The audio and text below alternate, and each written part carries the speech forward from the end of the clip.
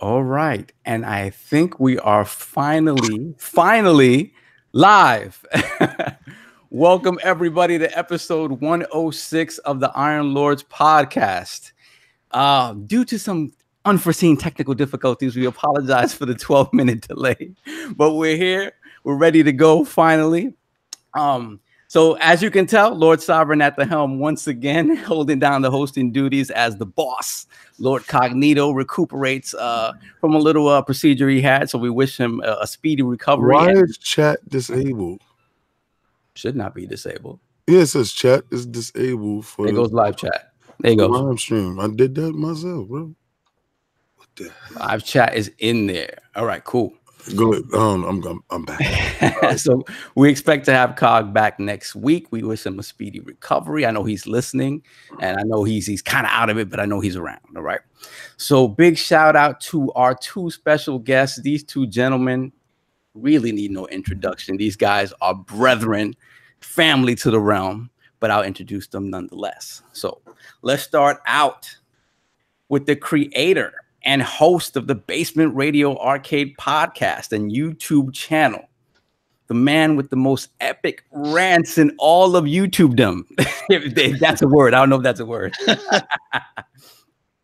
And the man who will smite all who engage in any fanboy talk, making his return to the round table, Lord Enrique, a.k.a. Lord BRAP. What's going on, my brother? Thank you for coming through. Gentlemen, it is a pleasure to be back. I am so excited to be on today. Especially with Boom. I mean, when I heard Boom was on, I'm like, yes, Boom. Have you guys been on any shows together? Yeah, quite a few. Okay, absolutely. This is just the first one for ILP. Okay. Yes. Yeah. First one for ILP. I mean, I've been on Boom's channel. He's been on my channel. We've been on Mooch's channel, Crossfire together. Of course. Yeah. So no, gentlemen, it's an honor. When you reached out to me and asked if I could make it today, I said absolutely. You guys are family, and anything I can do to help you guys out, man. I'm always here for you guys. So much love, appreciate it, and ready to talk some video games. Thank you, man. Thank you for coming through. We really, really appreciate it, man. So, of course, next up, and let me take a swig of water first. This is a mouthful. This is a mouthful. Pause. Pause. Big pause. So next up, we have the man who in a few short weeks will be gracing the hallowed halls of the LA Convention Center and the Microsoft Theater, arm in arm with the Lords. He is the creator of Double Barrel Gaming on YouTube, the creator and host of Breakfast with Boom.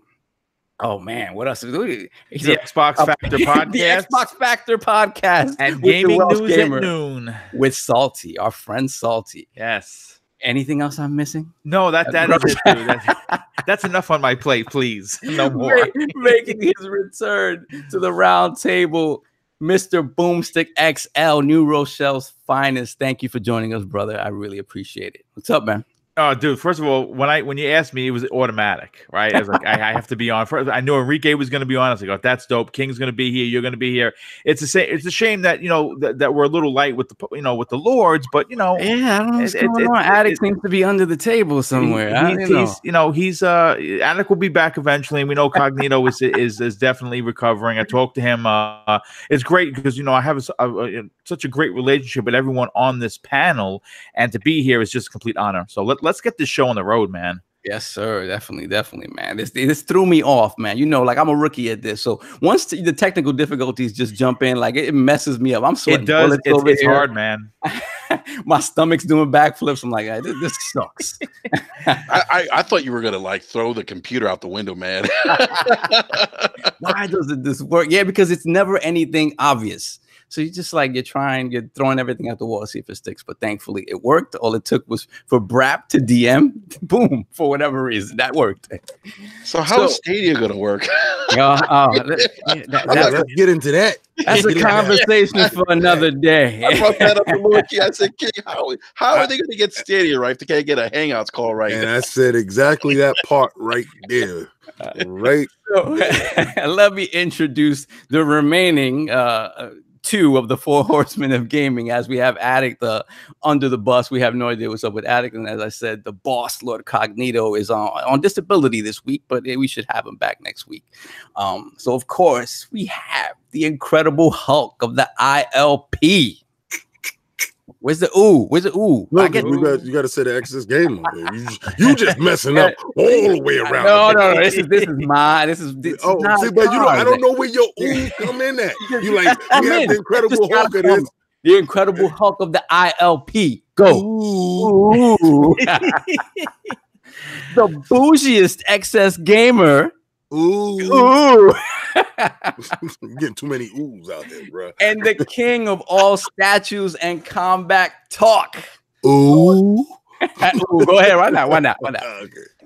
Lord King, what's up, my brother? I saw you this weekend. You got lit, man. There's a lot of talk going on. Talk to me, man. Bro, let me tell you something. First of all, KOS is up, so go see that Linda Carter tribute.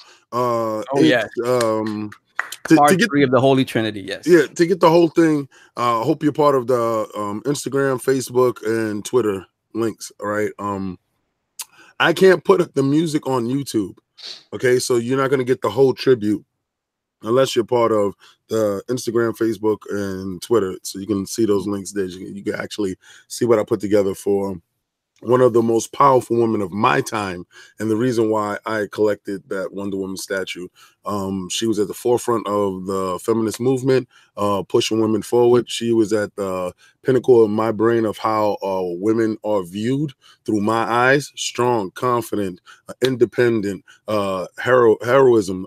Is just she and beauty. Like she was my shining star as far as that's how beauty starts. It starts there. So, the king goes that way. Now, as far as fights, combat talk went up. Clarissa Shield versus Christina Hammer last night. I wasn't going to cover that fight because I thought it was going to be another tomato can washout type of thing. But then I started digging deeper into Christina Hammer, and I noticed a lot of her fights and these guys was on a collision path. So I had to give these women they just do. And it panned out exactly how I thought it was going to pan out. Christina Hammer was trying to, establish her jab, trying to get her right hand into play. And a couple of times she did do those things. Early on, but not. Yeah. But like I said, I believe the weight of the gloves for the women fighters are an issue. Also, I believe don't hamstring them with giving them 2-minute rounds. Give them 3-minute 12 rounds, just like the men. Because you don't want to water down the product. If you want the product to be the same, give them the same. But this is how you get the fights to be crisp, and because sometimes it turns into slap fest. This is no disrespect for women, but we see this in young amateurs. So because their gloves is a little bit heavier. So when they go up to actual professional ranks, the gloves turn to be lighter. And they become sharper, and they're able to move a little bit better. So if we can get that for the women, I guarantee you the product will change, and it will be something that you will want to see. But shout out Clarissa. She did exactly what I expected her to do, push the fight with grit and determination and willpower. When somebody is chasing greatness, greatness is not going to be stopped. If they're at that door, they're banging at that door and they're kicking that door down and they want what's inside that door, they're going to get it. And she got it, and God bless her. That was a fantastic fight. What does she call herself? The Gwoat, the greatest woman of all time. She came up with her own name for her own self. The Gwoat. I'm the Gwoat. Sound like something that you get on your feet, but bro,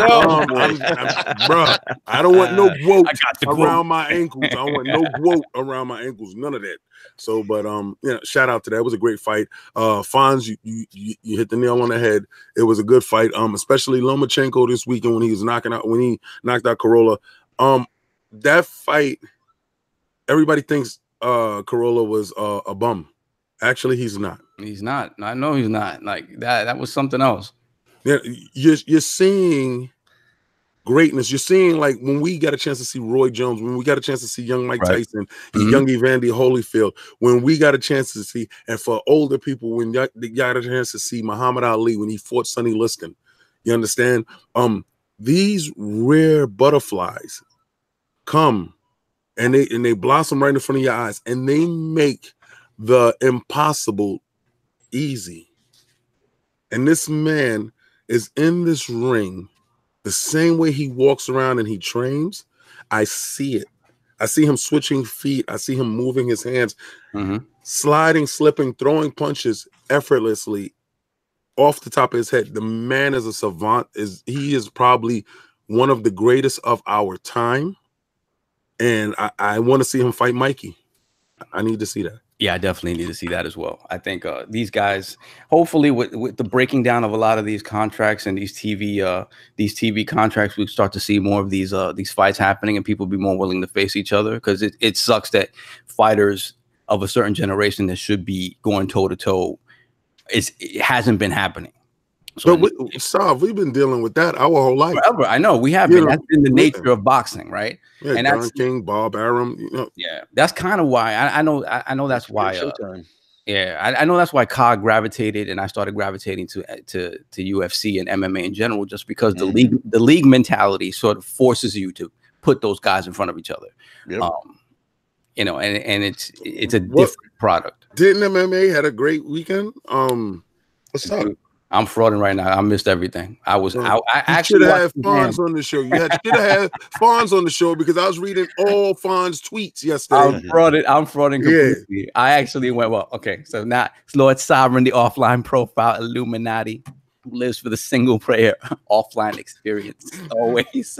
These guys do not let me go back to the hole from which I came. They want me to engage freaking Cognito and King. They're like, no, you're gonna be at the forefront. I'm like, no, don't want to do it. Time out. Let me give you, I gotta tip my hat to you, sir. Tip my hat to you. That video that you and I did, that video that I said, yo, let's go over there and make sure that we talk to Warhorse. That video where I'm like, yeah, COG, let's Sovereign, let's go get stand up there and let's do it. 20,000 views right now. 20,000 is crazy. That was insane. Shout out to Lord Toby. Shout out to Lord Rick. Everybody over at Warhorse. Shout out to GameStar, man. One of the biggest publications in Europe for using the Iron Lords of video, you know, in their article and whatnot. That's what's up. That's awesome. You're a European sensation, brother. Did you see the comments? You had a lot of those. You had a lot of those women talk about, who is that young stud? They're like, who's that sovereign guy? Yeah, who's that sovereign? I didn't say anything. I know they were in love with Toby's hair. Who's that Latino? They love Toby's beard. That man looking McScruffy. Hello. Who's that Latin lover? But for me, man, to be honest, this week I haven't played Jack in the last 2 weeks.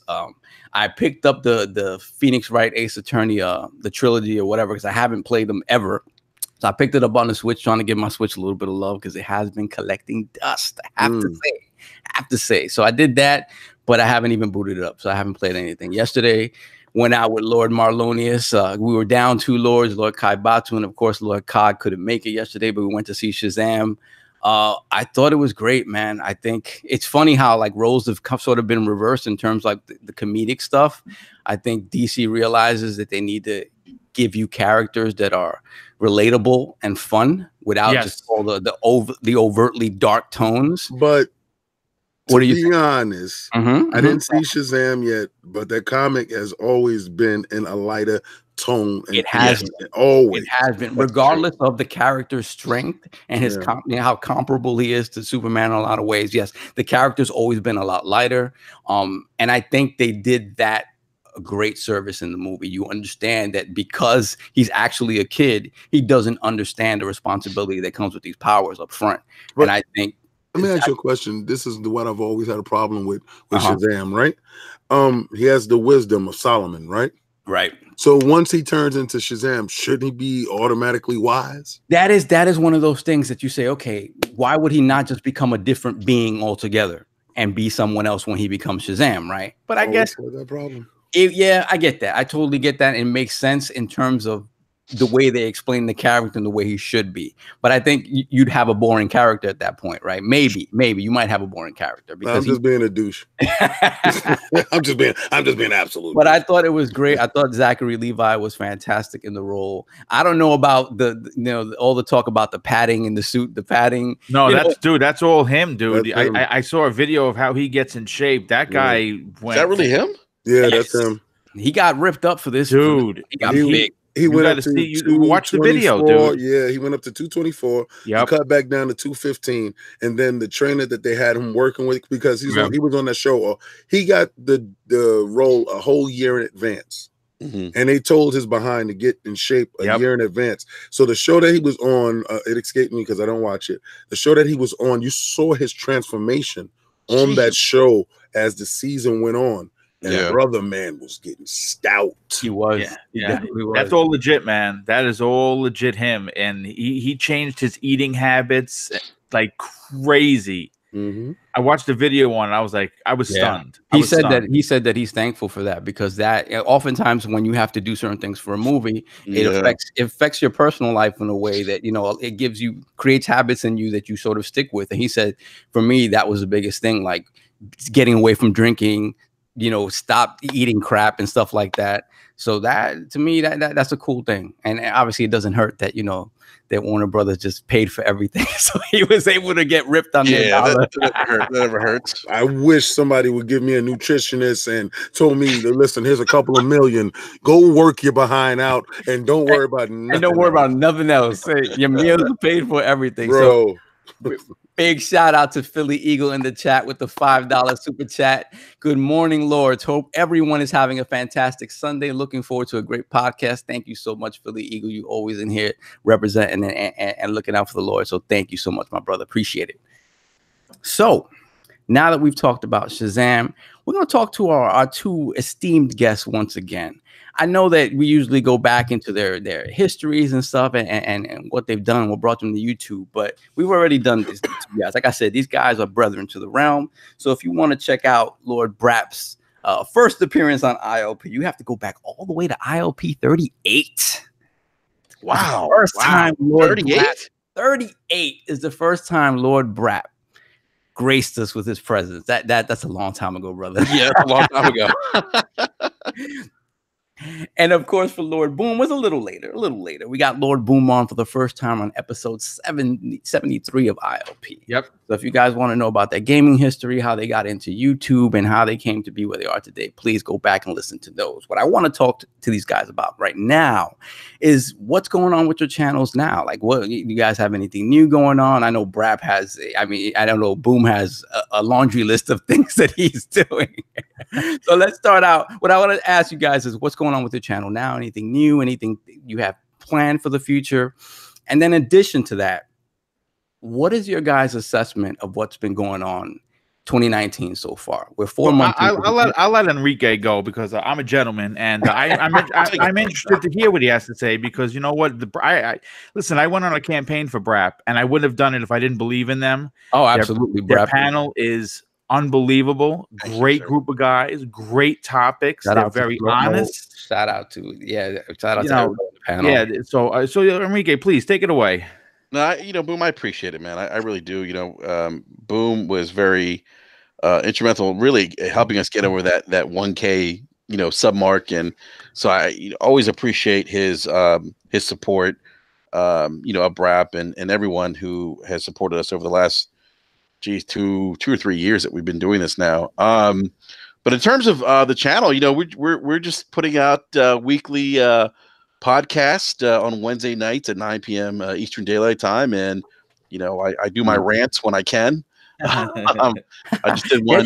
You had a recent one that we'll be talking about in a little while. We'll be talking. Yeah, that one's kind of interesting. So I did a rant over the issue that people are having with Remedy's new game. But we're behind the scenes trying to get some developers on, but it's been tough. Everyone's kind of in the E3 grind, and it's nobody wants to talk about anything. yeah. I've been trying to get Marcel Hatam on, who was at he worked for Crytek and now is at Ubi, and that's been, you know, Ubi's a little more they're a little more hands-on with allowing their employees to go on podcasts. So that's been a little bit of a challenge, but we're working on that behind the scenes. But yeah, I mean, that's pretty much it. I mean, you know, I think we just, you know, just focusing on putting out, you know, content and just having fun and having conversations about the hobby that we love and enjoy so much. And, you know, and, you know, got to give a big shout out to Eric Jackson and B Money. B's actually been a little MIA because he just bought a new house and been, you know, working with that. And yeah.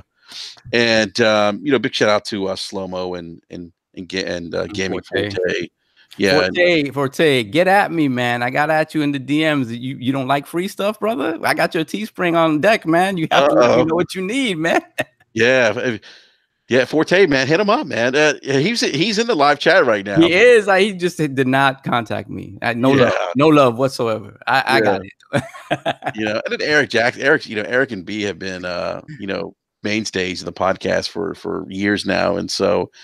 We're just having fun, man. You know, just love talking about, you know, video games and everything related to the industry. So, in terms of 2019, it's been a great year for gaming already.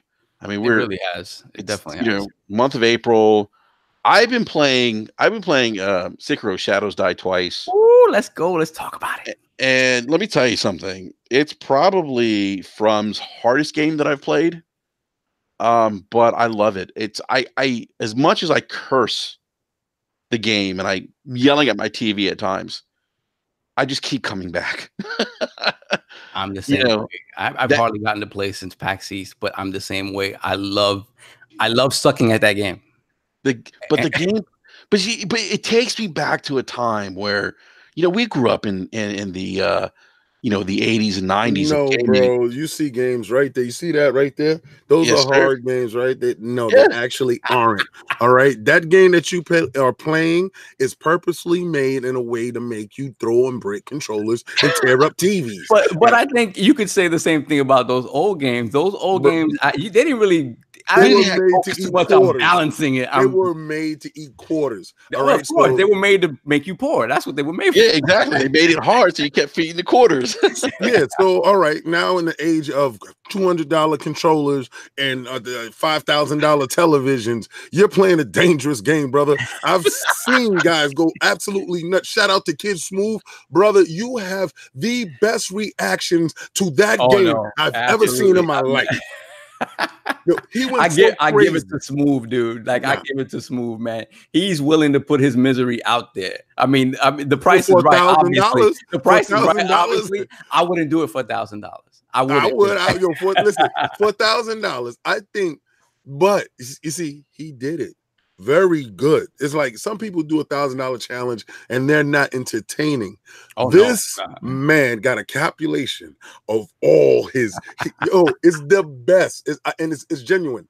The boy is very genuine. Oh yeah. Yes, his reaction, like even when he beat Bloodborne, right? When he did like a flip on his bed. Yes. He like almost broke his neck. Like his reaction at PAX East, or did he just he flaked on PAX East, but I understand exactly why he was there last year. And I'm saying, did he beat the Bloodborne challenge at PAX East? I know he was playing there, but I think he was. It was at E3 or PAX East.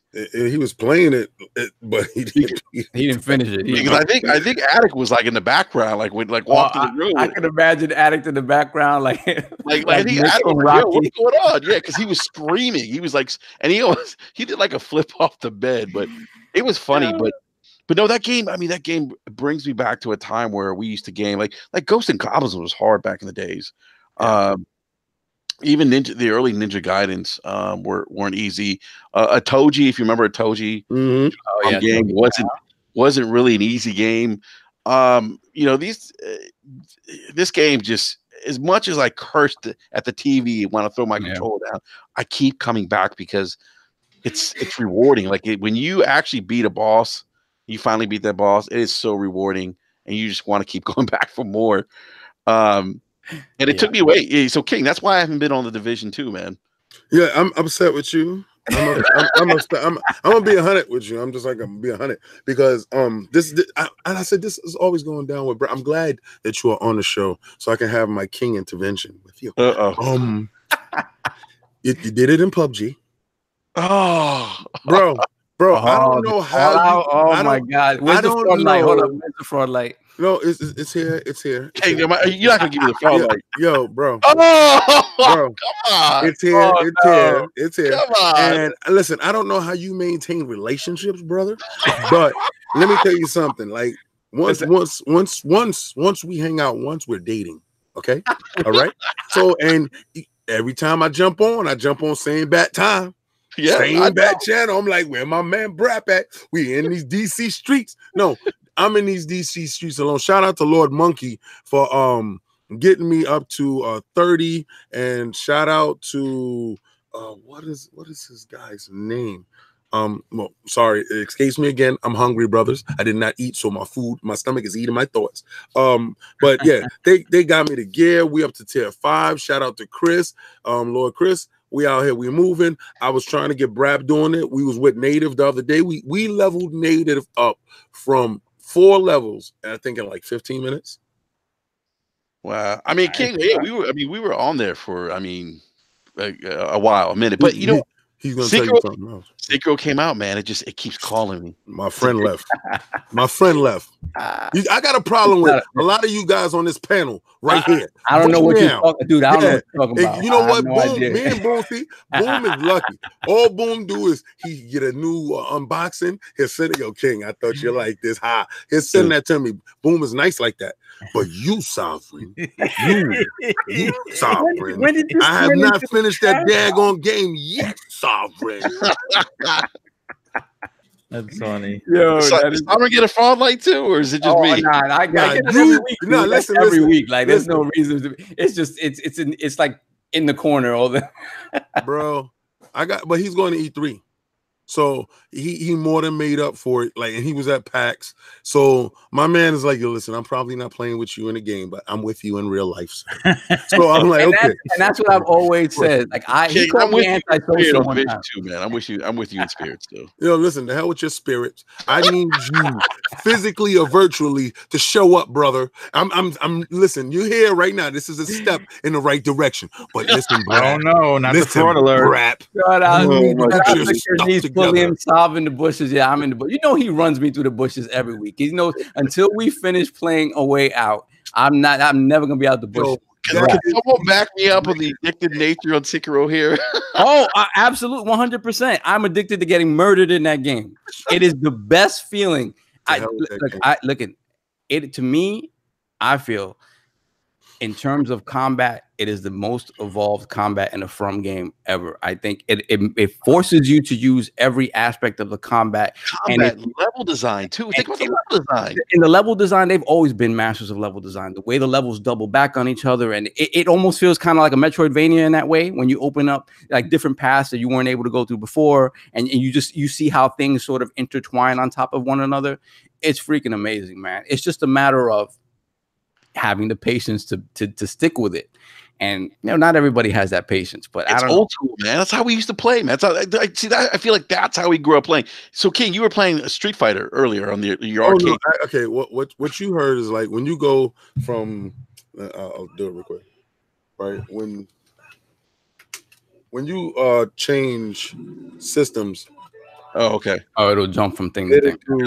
Random sounds. It don't have nothing to do with it. Okay. Oh, you can for no reason. Has nothing to do with it. So it'll be on some Atari something or whatever. Right. Yeah, but it's 6,000 and some odd games. And I'm gonna get that arcade stuff to you. Let me turn that down. I'm gonna get that arcade stuff to you. We're working on how to present it to you legally.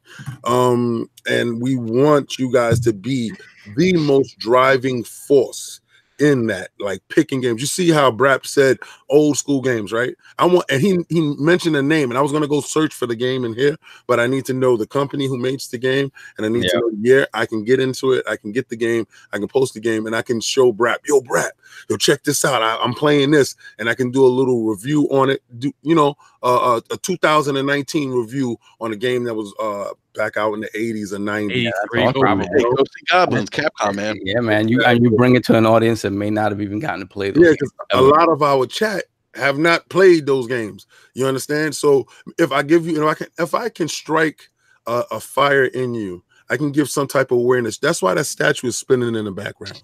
It's showing you that, yeah, you can go and purchase that statue. I will show you the link. I will tell you what to do. You don't have to limit yourself at all, ever.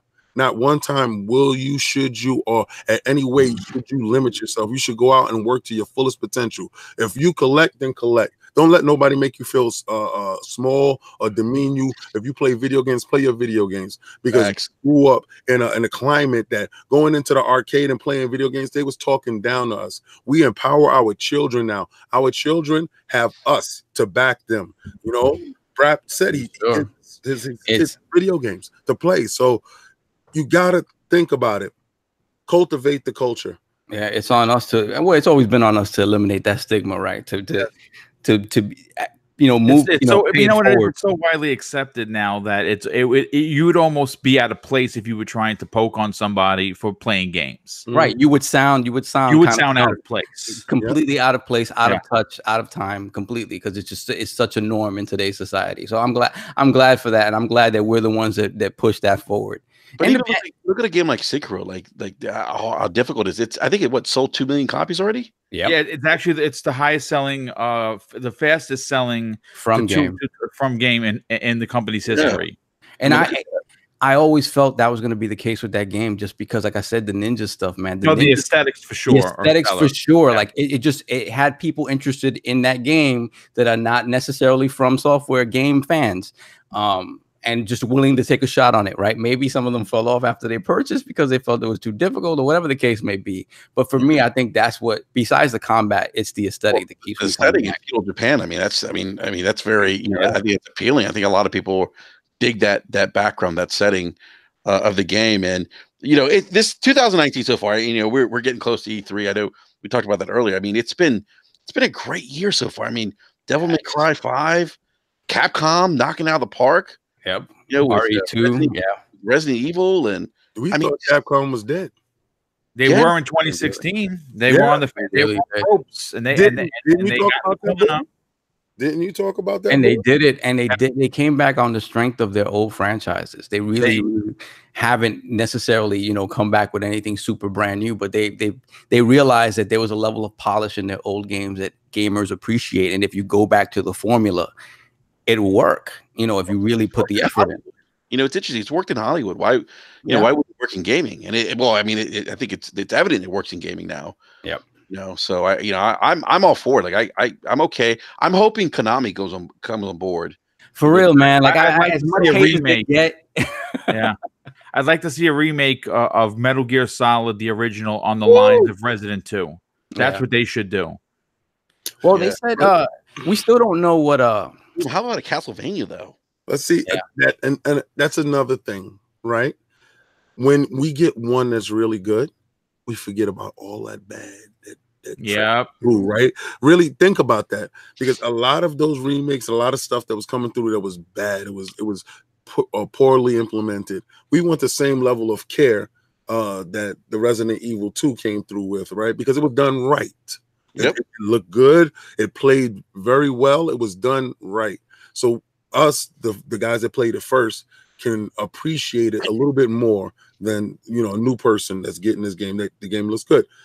What about those games that came before that were piss poor, right? So we don't know. And this goes into Addict's remake that he needs to get here to talk about what that thing is going to do with that at Final Fantasy. So Addict, I don't know what's up. He hasn't even answered any messages or anything, so I think he's folded for the day, but we may get him. Let's get into this Jedi Order, guys.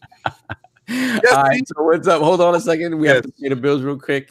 Shout out to Restored Hades with the $2 super chat. I want a Bloody Roar reboot. Yes. Yes. So who did Bloody Roar?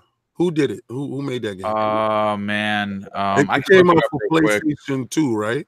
Yeah, that was great. I mean, I saw it recently. It does not look. It didn't age well, but it was a great game. No, it was PlayStation 1 or PlayStation 2. It was PS1. Well, there was No, that was PS2. I think there was a PS1 version, and then for the first one, and then but the following ones were PS2 and beyond. PS2, yeah. Because the name of the developers was Aiding, like 8 with ing at the end, and Hudson Soft. Yeah. God, you guys remember Hudson Soft? Yeah. Oh my God. Adventure Island. Yeah, right. God, I'm so old. Yeah, we all are. This is a perfect panel today because we're all old. Well, I mean, listen, it's I am going to say this though. It has been a very exciting 2019 for gaming as a whole. I mean, look, I know that I say it. I've gone on record saying it at least for the last 2 or 3 years consecutively, that this is the best year in gaming. You know, you look back to 2007, right? Mm. And that's still considered like the Dalai Lama, if you will, of the gaming universe. Right. It really was. You got so many amazing games in 2007. Every year that has passed, gaming is trying to hit that, that 2007 status. With what we've seen in 2019, first of all, it has proven a lot of things at least to me. First of all, the first quarter of the year has normally been dry as a desert, and it has been a proven fact that it is a great time to release your game. We've seen ridiculous amounts of titles. People are still trying to figure out how can they afford all of these games, let alone play them all. And like I said, if you're into gaming, it doesn't matter what flag you fly. I say if you can afford to do it. Not everyone can. Gaming's an expensive hobby. If you can afford to support all 3 companies by buying their consoles and playing the games that you love, it totally eliminates the console war nonsense that goes on social media. It really does. You don't have to be involved. You can say, well, you know what? Right. This particular box is where I play the most, but I also have the other 2, and I enjoy them as well. You know what? Console war over. Boom. Are you saying that finances dictate allegiance? That might not be a revelation. Well, you don't know. You know what you started. I can't even say you don't know what you started. You know what you started. Well, you are the access gamer. You know what I'm saying? So we've been on the same mind wave yes. for a very long time. Very long. We're talking grandfather days. Like take it all the way back. Bloody Raw is right there for who was that wanted to see that Bloody Raw? It's there. Put it up there, so maybe you can check it out. Yeah, just like Boom said, financially, you tie yourself to a horse, basically, and you want that horse to win the race. You want it to come in first because everybody wants to belong to something greater. Correct. Yeah. Right. Good point. And it's nice. I mean, some guys scrape together that $300 for that system, and they're betting their hopes and dreams that all the multi-plats come this way. We get this first, and we have good first party games, and that stuff means a lot to them. To other guys that are a little bit more financially affluent, we go out and we purchase every and anything when it hits. Yep. And we don't give a damn. Like we actually really moving in that fashion that we want to. We're technology hoarders, so we want the new technology. We want to play the new games with the new fidelity for whatever reason it is, and we are the early opters that push the industry forward. But you guys are the lifeblood who want one system, can only afford one system, only have time for one system. And I understand your allegiance is tied to something that you're financially tied to, but don't denigrate and don't push down somebody else who's in your same position. Yes, that's always been my issue. It's like a lot of it comes from I've seen a lot of the arguments come from not necessarily bigging up what's good about your system. It's about putting down the other one. And what the hell is that about? Like, it just doesn't make any sense. Like, because a lot of the times, if you are that person who's on one console, then you don't really have a true understanding of what's going on the other side of the fence. So, I agree. Good point. Right. So a lot of the arguments behind it is there's nothing objective there. It's just pure, running something through the coals just for the sake of doing it.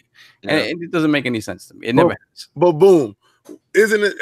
And BRAP and Sovereign, you can attest to this. When we went to the playground, and that one kid that had a Super Nintendo, and the other kids had a Genesis. Well, his house happened to be the new house that we were going to. Oh, of course. And that was the thing. There wasn't hate there. It was like, yo, how can we hang out, bro? Like, When I had friends that had TurboGrafx 16, I'm like, yo, let me go over there. I want to play Box Adventure. Like this. I want to play this system. That dude was the most exciting dude in your team, right? Yeah. Because everyone had like Genesis at the time. Like me growing up, like if I think about the 16-bit era, most everyone had Genesis. And then when when TurboGrafx 16 came out, SNES came out, like we all would just like we didn't care. We're like, oh, we gotta go to that dude's house. Yep. He's got the SNES, or he's got TurboGrafx, or if you had that one person who had the Neo Geo. King, hello. Yeah, that was you King. were there. I actually had both. I had the cartridge and the CD. And the CD. We had them both. Yeah. King and I were talking about that a few weeks ago, how we had the Samurai Showdown on CD and we were waiting for it to load. Yo, I can't wait to get to LA with Boom, because let me tell you why. I'm gonna tell you why.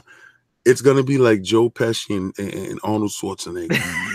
All right, we are twins. We are twins. Don't ever get it twisted. Listen to what he says, right? And then just hear the voice. Then put my voice on what he's saying, and you're like, yeah, bro, they sound the same. Did you see Boom statue? Yo, shout out to Boom, right? Did you see his amiibos? Oh, he got his amiibo game is lit, right? Yeah, it's ridiculous. Yo. Yeah, I like that phrase. Thank you, brother. I appreciate it. My favorite unboxing or what you did, what was it? The Sekiro? No, the helmet. The one I nearly died in. Yes, that was the what? The one I nearly died in. Yes. Wait, did you try to fit your head in that thing? Yes. Oh, you put it on. What happened was I went out and I purchased the Fallout 76 collector's edition. And I was very public about I'm buying it for the collector's edition's helmet, not the game, because I didn't expect much from the game. If I would have enjoyed the game, it would have been a bonus. I'm a big fan of Fallout. I have the Pip-Boy. I have the lunchbox from the original collector, from the original OG collector's edition. I have everything. So I did the unboxing, and I thought it was going to be kind of cool to finish off the video by wearing the helmet. So what I did is I put the helmet on, and I somehow got the microphone that I was wearing on my head into the microphone. Oh, God. But what I didn't realize is that the air wasn't going to get into that helmet as well. So I had to take a deep breath. I did the take about a dozen times before I got it right. And I'm not going to sit here and lie to you. By the time I was done, when you don't see it because it's edited. I was feeling a bit woozy after wearing that helmet, because I did it, and the last take came out perfect, but there was at least 11 other takes prior that I was like, okay, I lift up the helmet, take it, okay, and I do my spiel, and I had to shorten it because I'm running out of breath in this thing, so I wound up having to go, okay, thanks for tuning in to Dobo Gaming, and it kind of sounded like I was speeding up a few times. Like, God damn it, I got to do it again. It was like, I need water. I need help. Oxygen. These are the depths and the extent that Boom was willing to go to provide his product. Remember that. And go like and subscribe to Boom. Boom risked his life. Risk his life. Boom is out bring you that content. Trying to die in his unboxings. Yo. Listen, I'm willing to bend over backwards for this community, so it's the least I can do. And the worst part about it's a Bethesda product. Oh my God, he's there. Welcome, Addict. There he is. All right, let me give you your intro before we move into these. So the unboxing was buggy. Okay. So, Lord Addict, we have the young wolf of the ILP in the difficult game, Conqueror. Dude, did you finish Sekiro yet? No. Oh, you suck. You're messing up my intro, bro. You're killing me. Where you at? How close are you?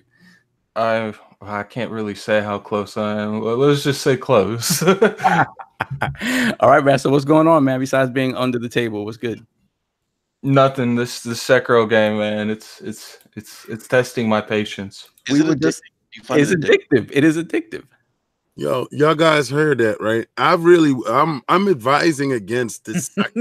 Listen, they sold 2 million minus 1. Minus 1. Because Look, it's like I said last week. Like, I like being able to just dodge, and like this game is like we don't care what you like. You're gonna play it our way. You're gonna parry. You're not gonna dodge, because once you start dodging, they adjust to that, and no matter how far away you try to dodge, they will get you. Like sometimes you'll try to like sidestep. That's worked in every From Software game, and it's like their blade just extends just a little bit, and then it's like it hits you. That's the worst feeling ever. It's the most frustrating thing. I'm like, wait a minute, I know for a fact that wasn't gonna hit me, and then the game pretty much like sends you a message. Like, I told you to block. I didn't tell you to block. I told you to parry. Yeah, it's happened with me where I sidestep basically at an angle, and I end up almost behind the dude. And you still get hit. I get hit. I fought him once. I'm pretty sure you fight him twice. Man. Shout out to Smooth for keeping me away from me. Bro, it's horrifying, but I love it. Like I love every second. Hey Sam, if you don't mind, before we move on to the next topic, I kind of just want to do a quick channel update and give the people the heads up. First of all, if you missed the Xbox Factor podcast this week, you missed a good one, because I was able to score Brad Sams from Tharot.com. And let me tell you something. Not only is that man a gentleman, he is wickedly smart. I mean, that when you say Xbox Insider, that dude, he just doesn't know about Xbox. He knows everything there is to know about Microsoft. But he dropped some real dope knowledge about a battle royale mode that he has heard is going to be in the new Halo. Really? And a few other little tidbits in there. He says nothing's confirmed, but this is what he's hearing. So, obviously it's probably just going to be a mode like Warzone or Big Team Battle. Yeah. It's a shame that Lord Cognito's not here, so I can sense the disgust that would be coming off of him right now. I mean, listen, it's just probably going to be a mode. It's not going to be featured it's the new PUBG. He won't even try Apex Legends. I don't know why he won't. That game is legit. Great. Game is good. Again, it's not my type of game. I'm not a big BR guy, but I did play it. I did enjoy it. And then this upcoming week, I it's crazy that how you go from trying to get people on, and obviously Enrique was talking about it. Sometimes it's a lot. There's a lot of ladders to climb to get someone on the show. I was able to get Ryan Roth, who is the audio director for Void Bastards. He's going to be on the show for an hour. I've already sent him the questions. Everything is good. And it's going to be a real amazing episode of this week's Xbox Factor podcast. Nice. Yeah, man. Boom doing it, man. Really, I couldn't be happier for you, man. You're like the hardest working dude in gaming, man. You really out there. I appreciate it, man. I was not kidding when I said I need to take a drink before I start on your intro, because it's a whole bunch of stuff, man. And I know there are more opportunities out there for you, and you're just, you're kind of, leveling yourself off a little bit because you don't want to spread yourself too thin, but it's insane, man. But you really, I mean, I got to be honest, the real bucket list check that's probably the size of the paper that it's on is the E3, and that's really thanks to you guys. That's thanks to Cognito, to King, to everyone that's on this panel. I had no idea, where to even start. To put my foot on the path for the journey for E3, and you guys kind of just really laid it down for me, and I just followed the steps, and again, it's not cheap, folks. If you want to get to E3, you got to make some sacrifices, and which I've done. I've done a significant amount of that. I mean, sometimes games have to be put on the back burner that aren't important to make this happen, but I'm hoping to score a bunch of interviews, and I'm going to be doing live from E3 coverage every day. Like it's going to be fun. My wife laughs when I told her like this is really a work trip. She's like, "Yeah, right. You're hanging out with King and those guys. It's going to be fun." Let me tell you something. It's going to be fun. It's going to be work, but it's going to be fun. Listen, Boom. I get that all the time. And first, shout out to Ricardo Willis. Shout out for the $5 super chat. Great show. With two great guests, Lord King, great King of Statues. Thank you so much. I hope Linda Carter, hears you. That was it was a love letter for me to her. and the movement that she was about for that King of Statues. I don't think that statue right there is indicative of what you're going to get this week. What you're going to get this week coming is my first custom statue that I've purchased. It's straight from China. I've never seen anyone post it. I've never seen anyone unbox it. And I'm going to unbox it. I'm going to post it. And I want that one to do what lordsofgaming.net is doing to reviews and interviews and stuff like that. Now I want it to be felt. I want you to feel it when How many customs do you have now, King? You have a few. No, custom statues or a couple on the back that you had. Like, I have coming.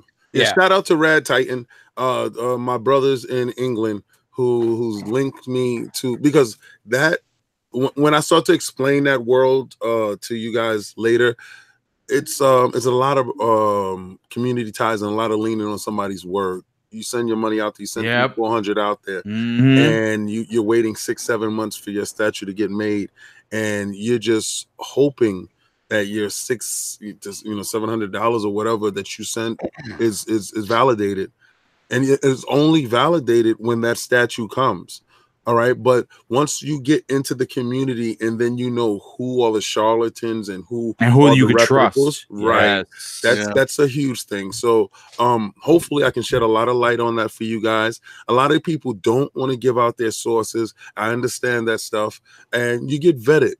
I got vetted this week by one of my idols, Alex from Rad Titan. Please go follow, likes, and subscribe. They show a lot, and they help me along my journey, and hopefully I can help you guys along your journey to achieve your level of comfortability. Now, my level of comfortability, that's why I do different levels of statues. It's not about $3,000 statues or $100 statues. It's about what you want. You know, that everybody has an inner drive, right? So when I say king of statues, your house is your statues. Like Boom is the king of his statues. So it's not just about me being the king of statues. It's about you guys, empowering you guys to get out and do. So thank you so much for the $5 super chat. I do really appreciate it. And yeah, I just put that up there for display for y'all so y'all can see. Go do that. Go get it. You know, King, I want to just kind of touch on what you're saying before we get onto the topics, if that's okay. I have a custom Arkham Batman that was $500. Wow. And it is one of a kind. I think there are only 3. I think from what I understand, there are only 3 of them available. I own one of them. One of them has broken, so technically there's only 2. And I'll actually go take pictures, and I'll send it in the DM. The one thing about customs, he's right. You know, you got to be real careful because these people are taking your money, so you got to be, I paid $500 before I even had a product, and I'm not going to sit in and say I wasn't nervous because that's $500. That's a lot of money. Right. But when you get that statue home and you put it up, and it's, that there's only a handful of these things out there. And when you take pictures, people are like, whoa, my God, where can I get that from? Well, sorry, my friend. This is a custom. There's only 3 available, and I own one of them. I'm sorry. I've been offered $1,500 for this statue from people, and it's not going anywhere. It's not, because it's worth more than that to you. Because first of all, I'm a huge Batman fan. Love him because he's all Batman is a human being who uses his detective skills and his wits, and how vicious he is as a fighter. And that's what makes him one of the best heroes out there, because he's just human. Yeah. I tell you, I really appreciate what you guys do. I wish I still had that drive to collect physical things. I used to, and for whatever reason, it just fell off. Like, you're married now, bro. I can't because my kids want to grab all the statues I have right now. I'm like, leave it alone, don't touch it. My kids learned early. You see those steps? Stay the hell away. Stay the hell out of the basement. The basement is lava. It is lava. I have amiibos in the boxes. My kids want to unbox them. I'm like, hey, don't do that. No. Could you imagine you come home and all your amiibos is unboxed and they just in there playing? They just look at you like, King, I had that happen once already, and let me tell you something, man. That Latin Temper almost came out. and I was ready to throw shoes at him.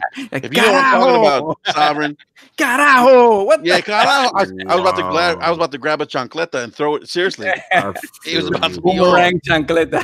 Yeah, it feels like you guys live in a horror. You don't want the chancleta hitting you, brother. Yeah, you don't want that, chancletas, man. That pinpoint accuracy. You don't want my mom was like Peyton Manning throwing chancletas. Yeah, man. Yep. It's not a game. Not a game. So let's get into these topics, because we can sit here talking all day and not talk about gaming at all. Yeah. All right, so let's get into this first topic, and this is actually my topic. So yesterday, Respawn Entertainment finally unveiled Jedi Fallen Order, their brand new third-person action game in the Star Wars universe. So I want to know what you guys think of what you saw from the trailer. It was just a teaser trailer. It didn't show a lot, but it gave you an idea of what the story is, where in the timeline it happens. Afterwards, we did get some clarification of like what type of game it is and whatnot. So what do you guys think? And even more generally, what do you guys think about everything that got said at Star Wars Celebration? The teaser for Episode 9, and then we'll get into what we thought about the game. So let's start with Lord Boom. Let's see. What's your Star Wars love like? Well, first of all, I can say that I saw Star Wars in the theater in 1978 with my mom and dad, and I have been a fan ever since. Yes, I'm an old school cat, and you know what? Okay, Episode 8, left a lot of people sour, and I hear it. I'm not a fan of that director. J.J. Abrams, in my opinion, knocked it out of the park. Though it was safe in the Episode 7, it was safe, but it was a great return to what made Star Wars great. And Episode 9 is coming, and on the heels of that, we have now Respawn. Who are the creators of Titanfall 1 and Titanfall 2, both fantastic titles. But what people forget about Vince Zampella and the team at Respawn is that those guys and gals were responsible for the good Call of Duty games.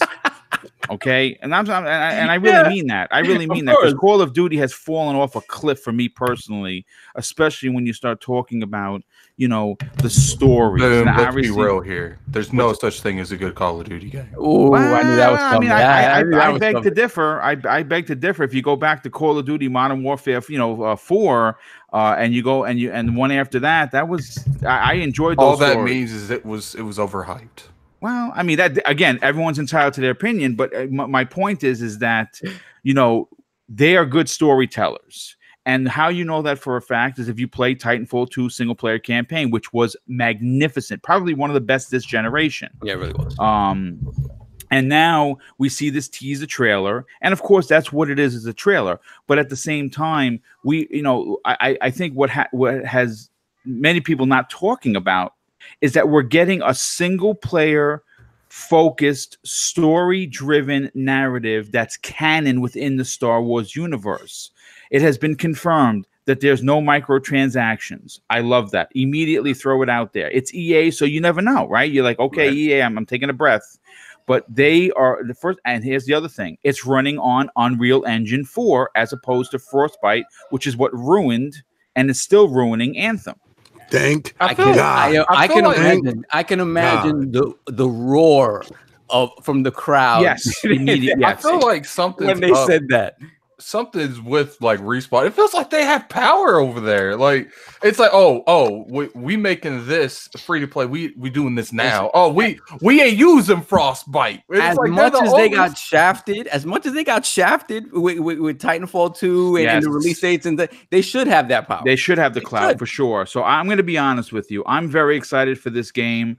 I know that it's up digitally to pre-order, which of course I'm going to get the maximum edition, but I'm holding off in the hopes that there is some sort of a collector's edition that comes with a statue, because obviously, like the King here, I'm a big fan of statues. As a matter of fact, I'm not sure if you guys saw yesterday, I sent it to King. I have a statue of the actual order from the film saying, Order 66. Yes, Order 66, where he's holding a hologram of the Emperor in his hand. And that's one of my favorite pieces. That's a $650 piece. It's probably triple that by now. Yep. I'm a huge Star Wars fan. The little mini busts, I have 86 of them. Oh wow! And I have some. I have. Nice. Yes, I actually. I want to get. I don't have a man cave yet, so I had to kind of trade those for the amiibos. But those may be coming back because, like I said, those are super expensive. Those are made by Gentle Giant. Obviously, the king knows who they are because they're great. But this particular game, my God! I'm going to say this. First of all, Episode 9 looks amazing. The trailer for this game looks amazing, and what they were talking about in regards to what Disney's going to be doing with the franchise, and with the Star Wars celebration. If you are a Star Wars fan, you got bucket loads of information, and I'm excited. Nothing that they said disappointed me. Yeah, that's for sure. I know there were people that, like the naming conventions for the movie, The Rise of Skywalker, and obviously anybody is not a spoiler, but at the end of the end of the trailer, you hear Palpatine's voice, and they're like, "What the heck what's going on here? Like, why the last movie in the Skywalker saga, we have Force Ghosts, bad Force Ghosts, good Force Ghosts. What's going on?" So honestly, like I'm excited just to see how wacky it could get. And I hope it closes things out well. But Lord BRAP, what do you think about this, man? Are you a Star Wars head? Yes, I am a Star Wars fan. Did not see Star Wars in the movie theaters in 1977. But, what are you trying to say? What are you trying to say? No, I think that's awesome. Boom, that's awesome. You had that experience. 77. Yes, I stand corrected. Yeah, that's awesome, man. I mean, to have that experience. I am. I don't like the name Rise of the Skywalkers. But that's, it is what it is. I mean, we'll probably find out. Obviously, we'll find out why they named the movie that, after we watch it. But I'm just with Respawn's game and the trailer and everything, I'm so excited for anything and everything Star Wars right now. I will say this, the Vinny has to have dirt on someone at EA. Because he must have a video of someone saying something or someone doing something they should have done, because he is basically calling the shots. I think Addict said, we're not doing Frostbite, that's not happening. We're not going to do microtransactions. Remember in the meeting with Vince, they were like, "Do you think EA has 100% back your back?" He's like, "Whatever that means." Yeah. He's got he's got Addict. He's got total swag. He's like, you know what? He's like, hey, you know what? I'm untouchable. I'm gonna tell you. I think what it is. I don't think it was, but I think when their games started flopping more and more, or not necessarily flopping, just not making as much money. Yeah. They've always had critically acclaimed games, but it hasn't had the sales. EA's we got to do something different. It was because if you think about it, they're a relatively new acquired studio, and they gave them a Star Wars game. Yeah, and they allowed them to make it. That's like the equivalent of giving something well, obviously not talent wise, but it's like giving Ninja Theory a Star Wars game. But see, what you have to understand is their quality shows. So when y'all say, "Oh, he has carte blanche, he has cachet," what other development house inside EA has a name that you can sit there and you can follow? What other development house in EA has that level of cachet that's going to put out those quality games? It doesn't matter. Look at BioWare. Look at BioWare. Look what EA's done with BioWare, though. I mean, BioWare's I think BioWare did that to themselves. Well, no, I mean, it would. I think it's a little bit of both. It's a little bit more. You had a helping hand with that, but I'm just saying when it comes along to that, I believe BioWare were playing it loose and free.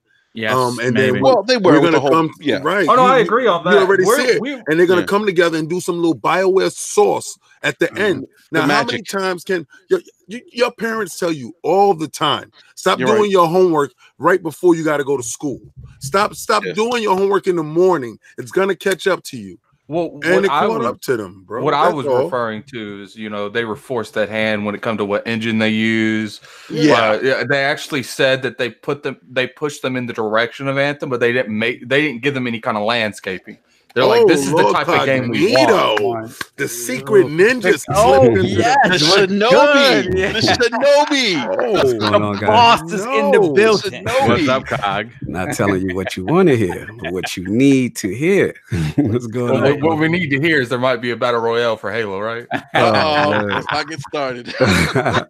No, I had to jump in a little bit, take some pain medication, but this is good discussion. Oh, so you feeling good? You Yeah, feeling he's like, that's good. what it means. Nah, not that good. Not good. But I was listening to Boom, and I'm in the same page with him as far as this, because it's like with Zampella, one thing about him and Respawn, the track record is strong, man. Like, it's really strong.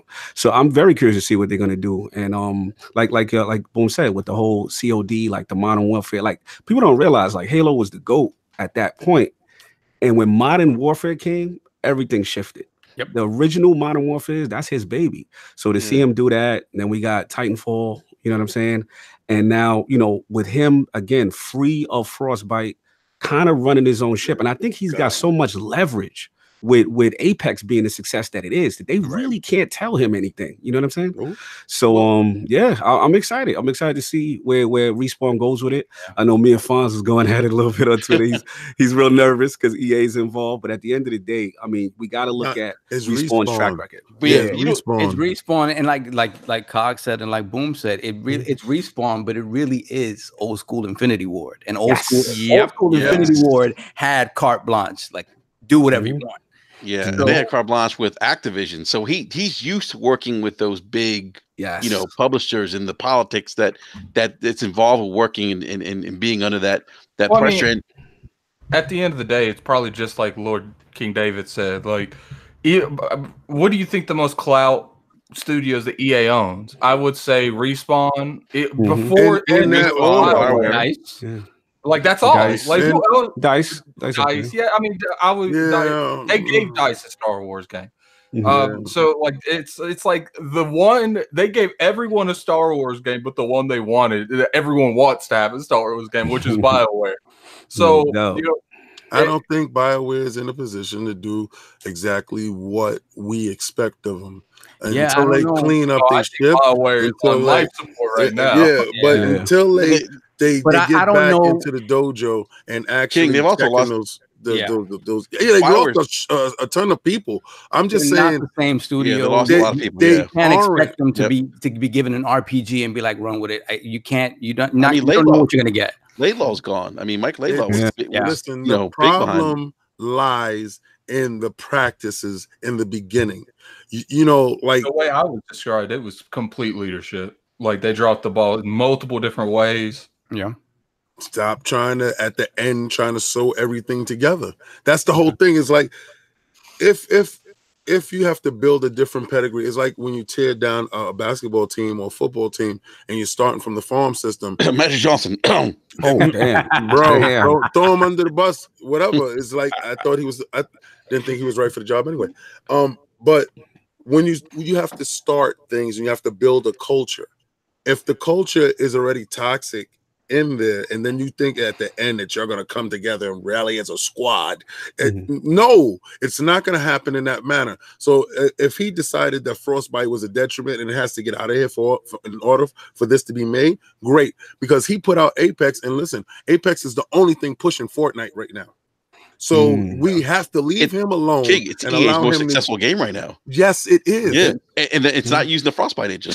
Yeah. Think That's the about irony that of it. part. Using the Think Half-Life about that. engine. Yeah. Think about that part. Like they've been trying to force feed people this Frostbite engine to save some bucks in the corner Yep.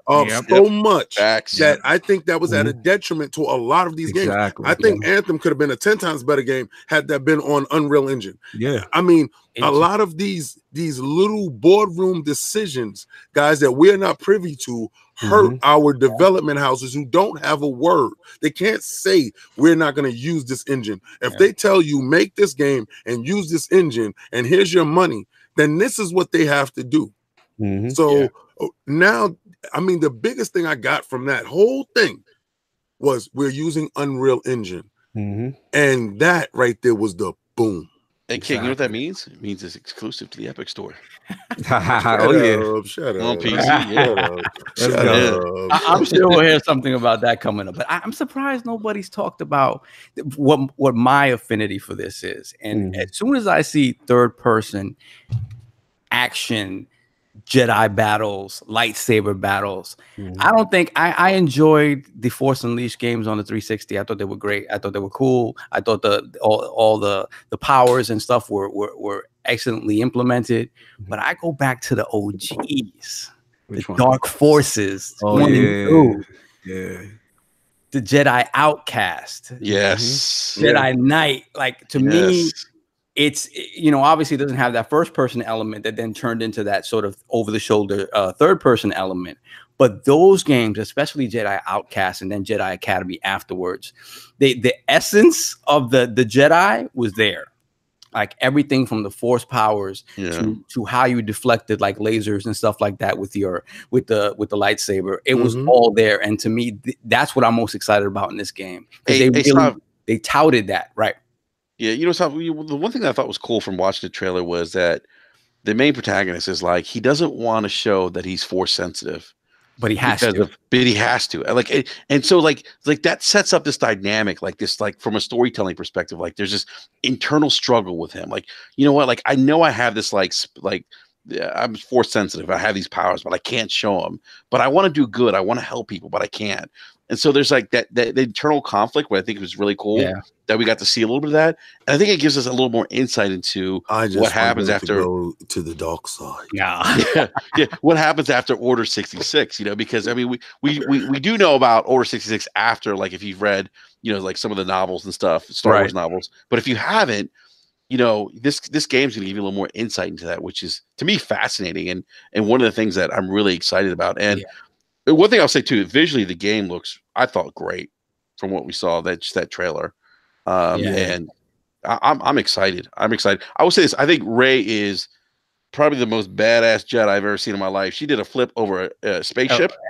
Can we talk about that? Like the TIE fighter flip, she parkoured. I mean, I'm like, whoa, wait a minute, like she did a flip.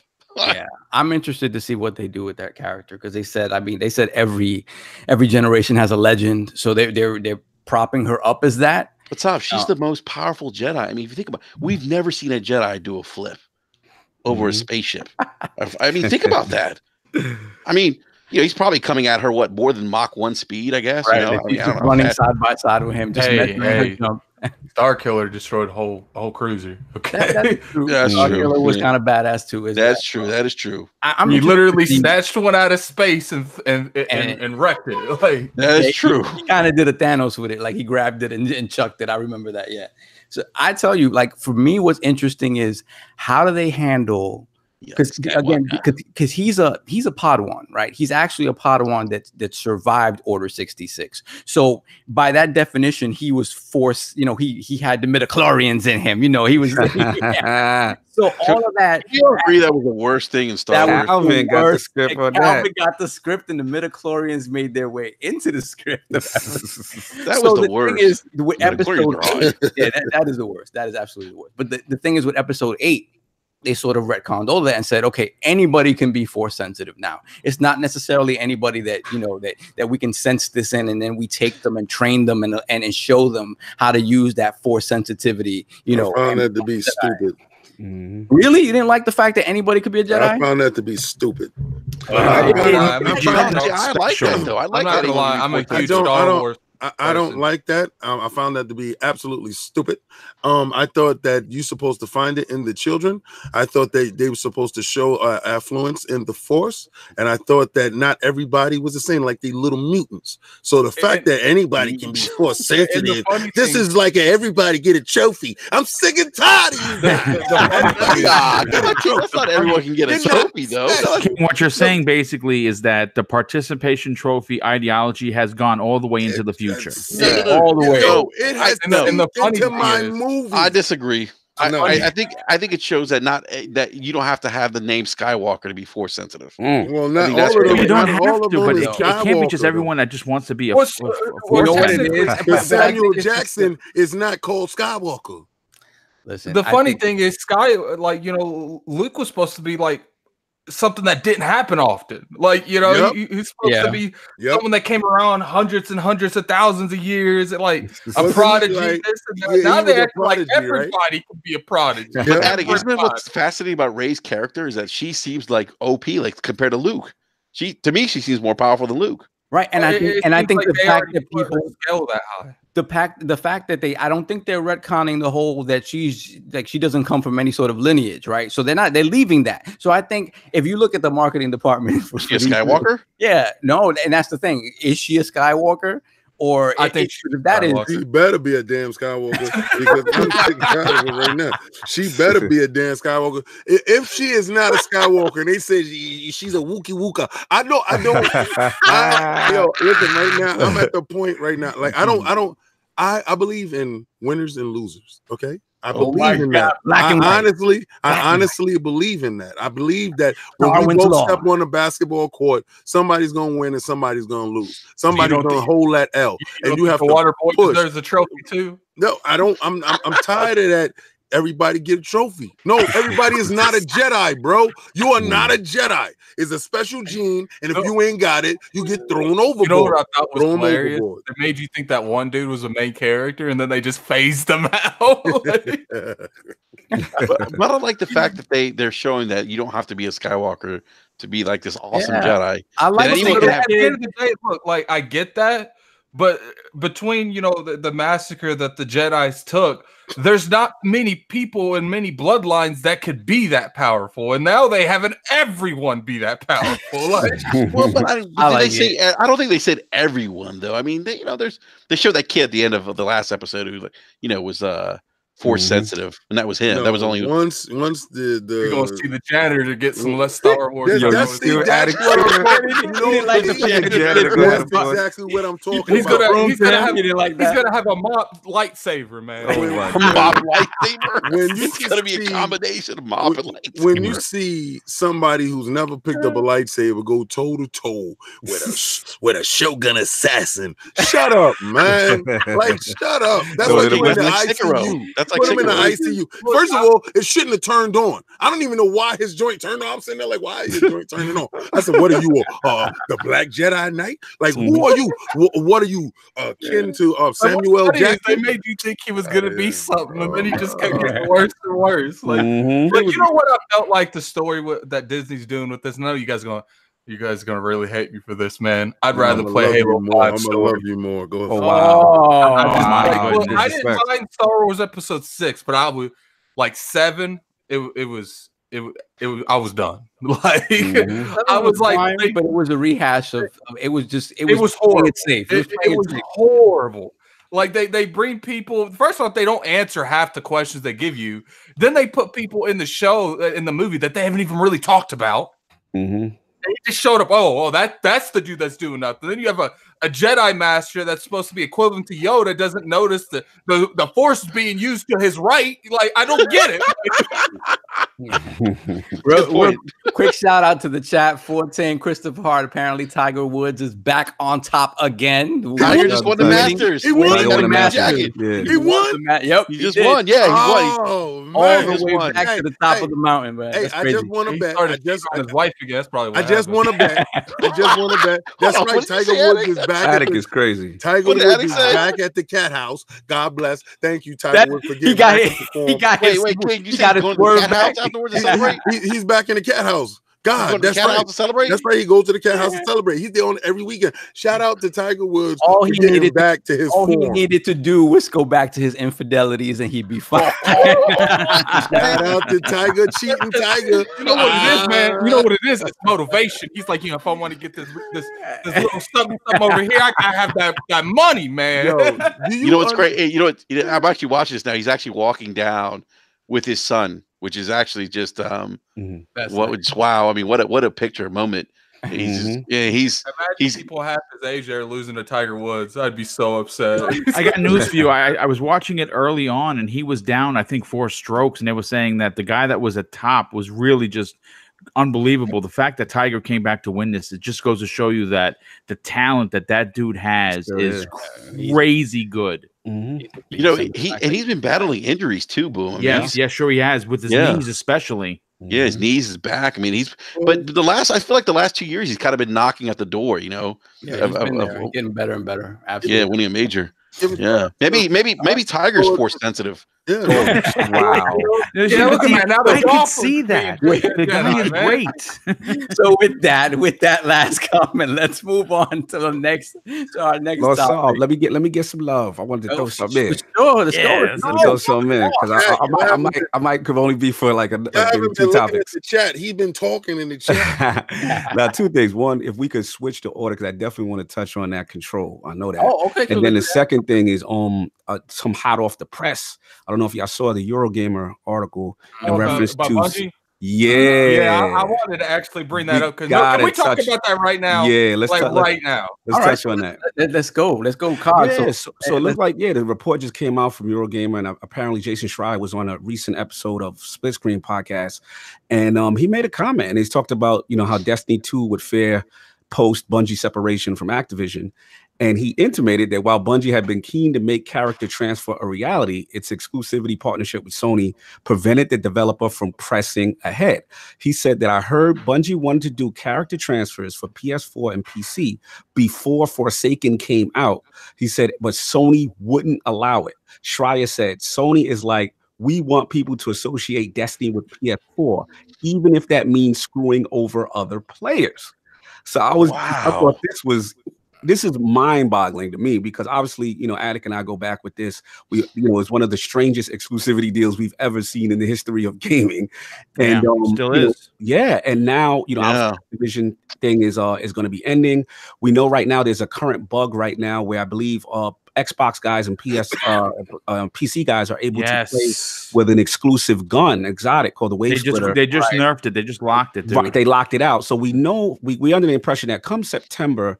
And shout out to Hogue Law. He's the one that he actually told us this way back on ILP when that was going to happen. So that when the Activision deal officially is ended and that new content comes out in September, that deal looks like it's going to be dissolved. So what do you guys feel about, Sony really stopping cross-platform and cross-progression with this move? It just goes to show you that they're not for the players and that they're full of S. Sorry. Wow. I'm sorry. Look, here's the thing, Enrique. Before I'll let you go in a second, because I know you're boiling. I'm chopping at the bit on this one. Yeah. Listen. We talked earlier about the console war nonsense and how to avoid it, right? And we know that everyone can afford it. Gaming is expensive, and I completely understand that. But when you see these Sony players, and you know who I'm talking about, I'm not naming names. I'm saying that there is a very significant, large, very nasty, very dominant, very toxic Sony community that stop talking about me, Boomstick, man. that Sony is indeed powering forward for the players, and this is bombshell. This is another. Listen, I'm going to be honest with you. I don't know Jason Schrier. I know that he digs. Sometimes he says things he's not supposed to say. This is back-to-back bombshells from this guy. So he obviously has explained. Everyone knows that he is the go-to guy, and when he says something publicly, 99.9% of the time, it's true. He's got strong contacts. He's massive contact, and for good reason. The guy is a good reporter. There's no doubt about it, regardless of my feelings. This is bombshell. And this is again, guys. I want you to understand. We're just with this article, right? That Cog was talking about. It kind of just peeled back a little bit, but there's something that's going to happen post of this article. And what I believe is going to happen is that with Sony not having any information out this year for their players, no E3, canceled PSX, canceled shows in 2018, nothing proven for 2019 except for Days Gone, which, by the way, if you guys didn't know, and we're going to talk about this week. Might slip into 2020. No, it's coming. It's coming out. But the problem is that the review is not going to be made available to the public until the 25th, when the game launches on 26th. To me, that screams issues, and it had been a proven fact that does happen. Sony has, and then you look at the name changes. The name changes were supposed to be a good thing, and now you're starting to hear that people are losing trophies. They can't start their game. I mean, it's what is always that, the Thanos snap. Yeah, maybe it's a Thanos snap for Sony. I don't know. This goes to show you that Sony does not really care about their player base. Please, Enrique, take it away. Yo, come out before you get to we got a down. As soon as we start Sony, we got a downvote. Time out. We got a downvote. I gotta tell Christopher Hart, brother, I love your flag. I'm not gonna lie. I love. He rapping hard right now. He rapping hard. He's saying they're not as bad as you think, guys. And I feel you, because you don't want to believe that your idol's a monster. All right. And listen, God bless. Good luck. But we all knew that Sony was blocking situations, and it just came out. Now it's out.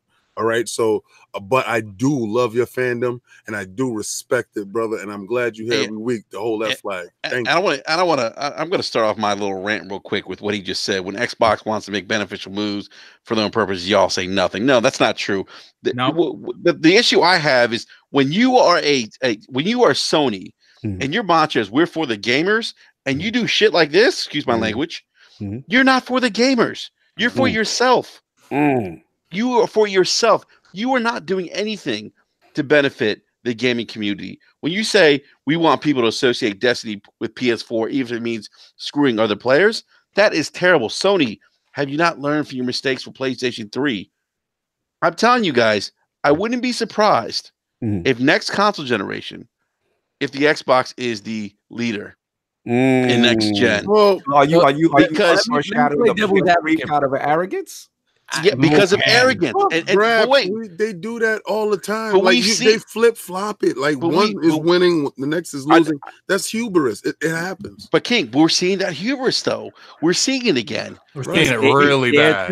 It's their turn. We're seeing it. It's their time. There's nothing wrong with that. It's their time. The name changes. The name changes, the crossplay. You know, what Sean Layden said, it's not. We're okay with crossplay. You know, we all the developer has to do is ask us, and the developer came out. I forget what developer was. That's not true. That's not true. Yeah, he was like, that's not true. Yep. Yeah. So this is my thing was, and this was the biggest red flag. And I'll let you go do it. The backing away from your fans. Okay, now.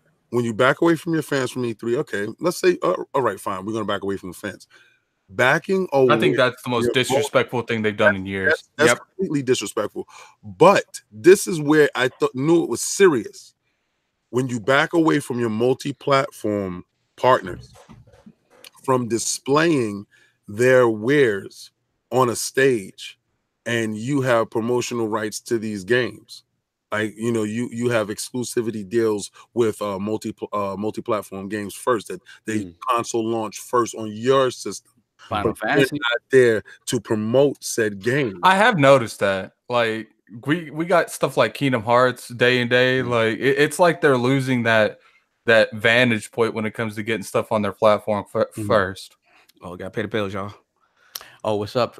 Shout out to Philly Eagle for the second super chat. Philly Eagle always repping. Thank you so much, man. Sony does the same thing that Epic is doing now. Yes, they have some games, but many of those bangers aren't made by Sony proper. They are strong-armed. That's facts. That is Persona 5 not made by them. Neo not made by them. I get it.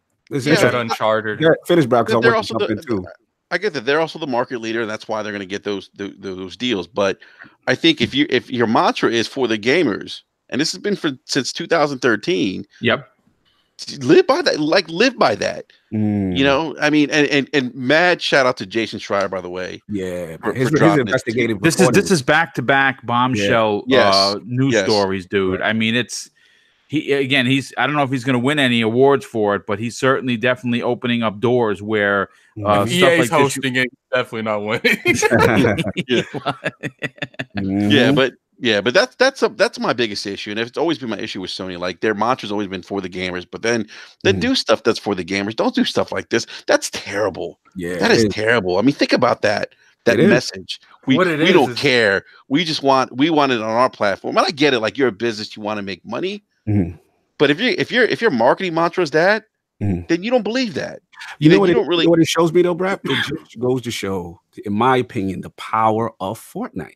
Like Fortnite was able to buck that trend with them, and they couldn't deny the crossplay and they couldn't deny the cross progression because of how big of an entity it was and how much negative backlash they received that E3. So it's interesting, man, because now that this thing is free, hopefully Bungie should be able to move forward and able to allow cross progression. Because imagine if this cross progression on PC, Xbox, if there's another battle.net, it is PC. If Google gets something with them, but it's just not PlayStation. They would have to allow it. That's the next thing. But yeah, man, it's interesting to see. I thought this was a huge news, and I always wanted to know behind the scenes, and it seems like finally that information came out that Sony was not trying to allow it. They wanted it to be associated with the PlayStation brand. And they didn't care about screwing anybody over. I mean, they wouldn't even let Microsoft market the first one. Like they weren't allowed to. Yeah, remember they had like little cologne advertisements. Yes. They weren't even allowed. They weren't even allowed just to say it was out for their platform. No, that's why they went to those like the Destiny cologne. Remember that? Like yes. Microsoft did that advertisement because they could do it, and that's so it's ridiculous. If you think about it, that's horrible. Like what? How did we get to that? No, that's business. That is right there. No, I'm but not to even let them say it's out for their platform. Right. We will not acknowledge you, sir. I'm down. See that part right there? I'm down with that whole bully tactics. That part, I'm down with Sony on. Listen, they got their butts whipped, and you know what they did? They sat there and said, "Okay, they think it's a joke. They think it's a game, right?" Because because of their hubris coming into PS3. I feel like we're starting to see this a little bit now. But 360 did it. Like this is their time. See, everybody's acting like this is not. They like Sovereign said before. Listen, Sovereign said it before. I think they go in the back room and say, "Yo, listen, I'm gonna mess up big time this way, right?" And you come through and you work it that way. No, it's no way in hell, bro. It feels like it because you know what? The thing is that some of the mistakes it feels like so obvious. Like it's insane. I really said it. You snatch defeat from the jaws of victory. When you have it in hand, you're like, you know what I think they're gonna do? You know how I think they're gonna mess up? People think they're going to force VR. I don't think they're necessarily going to force VR. All like the extra components that you need for the VR we have now. Right. I think they're gonna build that into it, and that's gonna tank the system. Yeah, that's gonna raise the price, but they're gonna get like the extra stuff for the VR, and they're gonna build that in naturally with the PS5. So what do you think about the rumor that the next PSVR is wireless, super powerful, launching date? And the reason that is because everything's built into the PS5. All right. Okay, now here we go. This is it. I'm glad you on this discussion. Hold on, time out. Here we go. All right, it's gonna be in the box, right? Your joint is something that we didn't ask for. Hold on, who did that? Xbox One did that with the Kinect. We didn't care for that in the box. Okay, I don't think they're gonna do that though, man. Bro, they just told you they're baking it into the system, right? Okay, so I think they're gonna bake the actual hardware, but I don't think that they're gonna force you to buy it. Yeah, I don't think they're gonna force the peripheral because that would kill it. Listen to what I'm saying. Let's hear me first so you can say what you're going to say because I know what you're going to say. They're not putting the headset in the box. No, bro. You paying for that headset. There's no way. There's just no way. You're going to buy that. That's going to be a $400 piece. Listen. I'm a supporter of PlayStation VR. I absolutely love it. I talk about it on all my shows. I love it so much that because it didn't have HDR pass-through, on the first version. I sold that one privately and then rebought the new version just so I can have HDR pass through. I have about 40 VR games. Okay, I don't play it a lot, but I absolutely love it. The wire thing is slightly annoying. I said it from the beginning. PS5 maximum edition. If there's only one, of course I'll get it. But if there's a better edition, I'll get that. And with the VR headset, if it's wireless, I'm saying 400 just to be fair. But if you remember, PSVR came out, it was 5 beams. Okay. Right, and that was with the wire. That was without all the extras. That was only with a demo disc and no HDR pass through. So if you're going to get a wireless PlayStation VR, which of course I will have and will enjoy the shit out of, pardon my French, that is you're looking at a $1,000 purchase, not including any games. If you look at Vive has the $799 premium edition system that's wireless and download everything to the new Vive that's coming out. Yep, there you go. All right, so that you're saying that the PlayStation is going to come in under that. I believe that the system is $499, right, with the game and the controllers, right? And I believe that's going to be that the end all be all when it comes to VR. Right, they're betting heavy here. But my contingency part is that they're baking this into the system. All right, on a silicon level. 1 second, shout out to Kid Smooth with the $2 super chat. God bless y'all. Thank you, Kid. Much appreciated, my brother. He loves this talking about this. So it's baked into the system, right? This is going to raise the cost in the area that it has to be. You have to offset that cost. The money's going to have to come from someplace, right? This is going to be a powerful system. Not saying that it won't be. And not to mention, we're seeing like crazy looking controllers that looks like it's genuine. It might be. But now this is where the flip-flop, this is where Sovereign's theory comes into play, right? And I believe him now. I honestly believe him. But first I thought he was just whistling past the graveyard. But I honestly believe him now because it has happened. It has never been a consecutive champion from one generation to the next. Nope. It has always been hubris before the fall. And I've never seen a level of hubris. No, PS1. They're telling you ahead of time. We're not make argument PS1 to PS2 though. You're gonna I didn't think so. I really didn't think so. Just like what you said, I really didn't think so because I thought the PlayStation was gaining that ground, and I thought Dreamcast actually won that battle. My opinion. Nah, I can't go there. Dreamcast. I love my Dreamcast. That's one of my favorite consoles of all time. I love my Dreamcast. PS2 won that generation. PS1 won the generation before. They got that. We got to get about this. See, that's the thing. The Dreamcast is in between that whole PlayStation 1, PlayStation 2 thing because when the PlayStation 2 came out, overtook it. Right. So that's where that's just my opinion on that. But I think this is their fall. Because they're not going to be the most powerful system. We can all attest to that. I don't care what they're talking about. Anaconda's going to smash it in the head.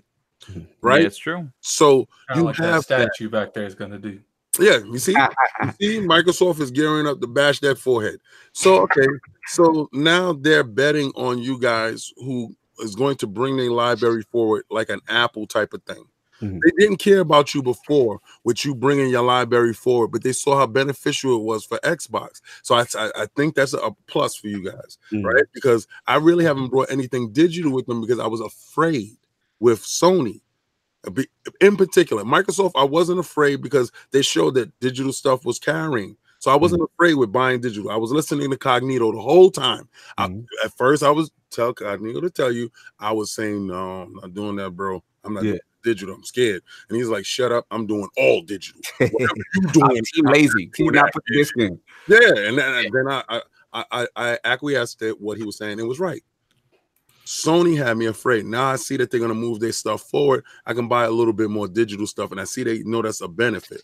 But you can't say the red flags aren't there for what's going to happen. They're going to lose the next battle, and they're going to lose. As far as hubris, yes, I will say there are some red flags coming in as far as hubris, as far as playing nice. And I would say hubris. Yes. Yeah, I would say that. I mean, the time's going to tell. At the end of the day, they still got the IPs, though. I mean, we do know they have the Horizon Zero Dawn 2, and they're sitting on some mega names, and it's just going to be interesting to see how they release it in the cadence. But I just thought to your point about games. I mean, think about this. I mean, Power. I mean, up until this generation, the most powerful console hasn't always won. Exactly. It's always come to games. And look at Nintendo. Look what Nintendo's doing with a less powerful console. Oh god, here we go. That's right. I mean, but they're winning though. Talk that talk. They're winning. They're because of games. I mean, but it also comes to the least common denominator, and that's price always. Yes, price. Yes, that's very true. I mean, price is El Cheapo. Yes. Cheapo. Yeah, cheapo. Yeah, see, listen, because if they was the same price as the big boys, that joint wouldn't move no place. It wouldn't move. It's really interesting to see next generation. Yeah. Hopefully, like I said, they'll be able to resolve this whole thing and Bungie get the cross-platform going. But that's all. I just wanted to throw this in and get that control. That was definitely a hard thing. Come back. I say not good PR for Sony. Not at all. No, not at all. Not at all. They got to come out and they have to address this. Sean Lane needs to come out and address this. This is not good for them. It's not addressing anything. Well, he's not coming out to say a word. You know why? Because he's on a throne of gold. Oh wow! He's looking down at you peasants with his watch, and he's saying, "What time is it? It's money time." He's already at a million. You guys mean? Thank you for we just sold another PS4. The only thing that's gonna hurt them is if that gold falls on top of them. That's all. Bro. Exactly. No, man, seriously, look, they're not going to be at E3. Yeah. They have to address. I mean, Microsoft has a real announcing something that week. They're announcing something that week, and I'm willing to bet they're announcing something exactly when Microsoft's press conference. I don't think it'll be in. It'll be after when the news is coming out. I don't think they'll do it daring. That would be stupid to do it daring. Yeah, I agree with that. I think Sony's gonna wait and see. Sony, I don't know, man, but to me, they would do it after when IGN and all of them are starting to write up the articles on what's going on. That's when they'll do it. Because if you do it daring it, there's a chance that you won't. You'll still get some traction. But even the Sony fanboys watch that. If you announced the release date for Last of Us at that time, I don't know. I don't know. It takes a lot of thunder. It would take thunder, but people aren't going to stop watching. No, they're not going to stop watching. But it'll galvanize the base that they'll have a release date for arguably one of the most anticipated titles they have. Like about rallying the base. Yeah, you throw a little JPEG and you throw that whatever the date. I mean, let's be honest. When we saw the Star Wars, I was like, yo, November this year, bro. Like I didn't expect that. You know what I mean? So that does have some effect. Hey, Cognito, I don't know if you saw what Matt Piscatella said about Star Wars, that release day. This makes things interested for Q4. Yes. In terms of sales for games. Yes. And they putting their chest out right in COD's wheelhouse too. Like they not scared. So I was like, okay. That means they have a product. Yeah. Yes, sir. All right. So let's leapfrog into the Control exclusivity topic. I know Cog wanted to talk about this. I gotta take off. Yeah, me too. That's my last one too.